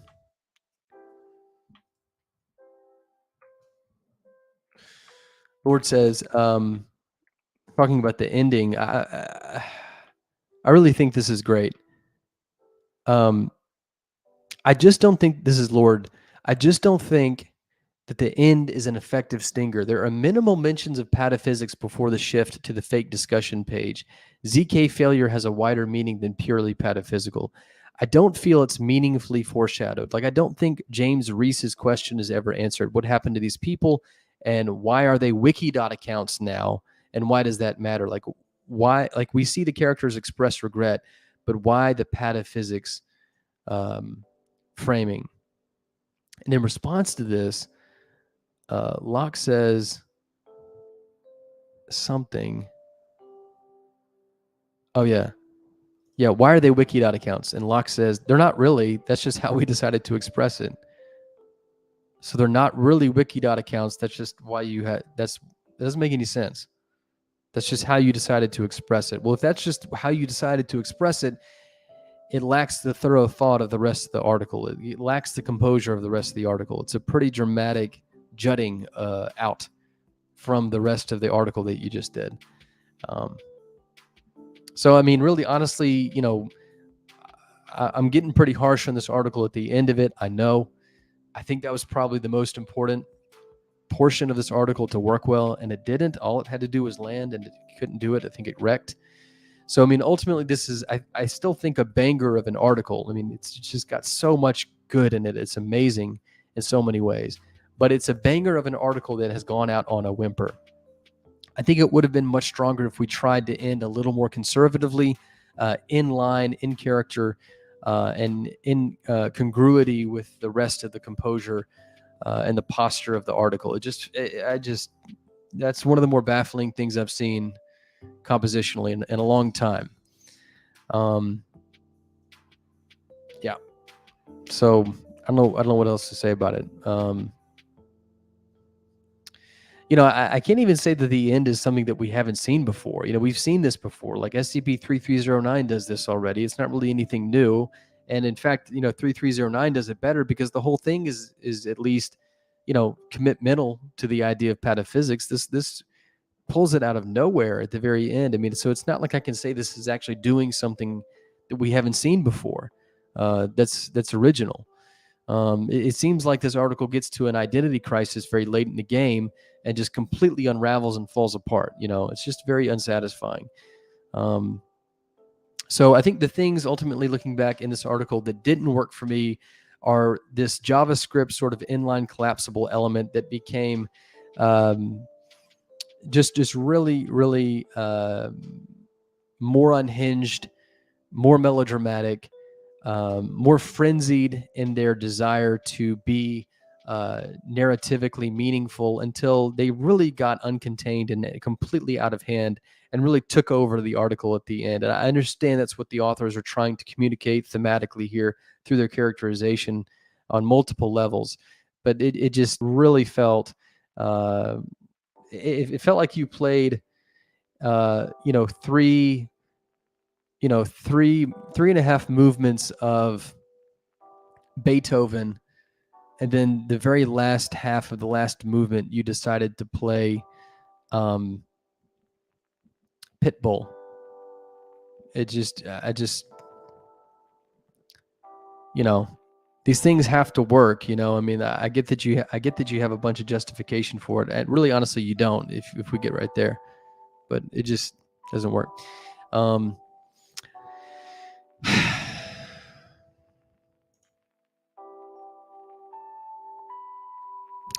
I think something else that this article misses on that we saw done better in another entry is this a place to drown in. It was stated in the comments there that what a place to drown in does really well is that it introduces this really pretty routine formula of a cult that has some transformation and transfiguration elements to it, and sort of ecumenical and evangelical sort of approaches that sort of have this subtle aggression of dominating the rest of humanity, as this article, The Grand Symphony of 1976, does. But the thing that A Place to Drown In does more sophisticatedly is that it really, as someone said in the comments, ride that line of being very ambiguous as to whether or not this is a good thing or a bad thing. And that was a really, really effective move, because it's just usually the case that you see that kind of pathway really sort of demand that an author who's not thinking as carefully choose one side or the other. And probably 90% of the time, the author comes down on the side of this being a bad cult thing. Like, it's very clearly something menacing and ominous. And that's really the vibe that we get from this article, the 1976 article here. The authors don't really play with that. They're really explicit almost with that idea. They don't really have a lot of finesse with it. I think that was really a missed opportunity. I mean, I think it would have sold everything a lot better if we are left wondering whether or not this rapturing event, these cadence events, and this massacre class event would really be that bad of a thing. I think we would have a lot more intellectual, emotional, philosophical, and moral depth and three-dimensionality to this article if we had done that. So unfortunately we didn't. We played it pretty straight, and I think it was just a missed opportunity for the article here. I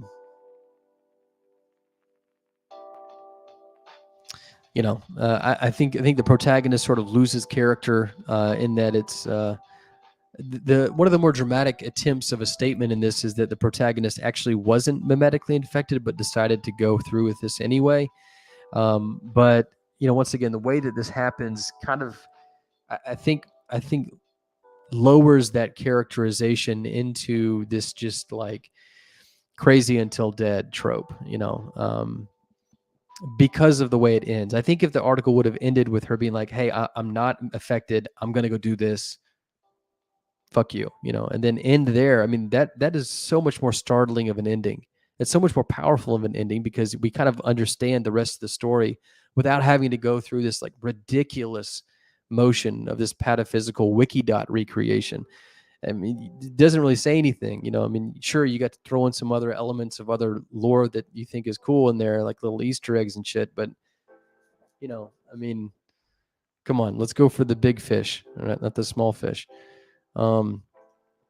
Anyway, so I really, reading this, I just didn't want it.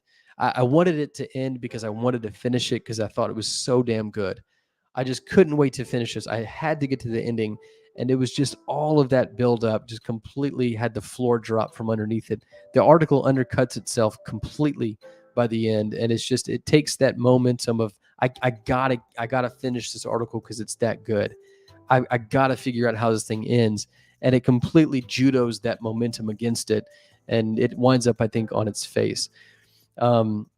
So I think at its best moments, this combines all the literary finesse of something like SCP-4000 with the blunt memetic virulence of something like SCP-2316, and it does feel like an XCON winner. It does a lot of very interesting things. It plays around with a lot of lore. It has a lot of canonical impact.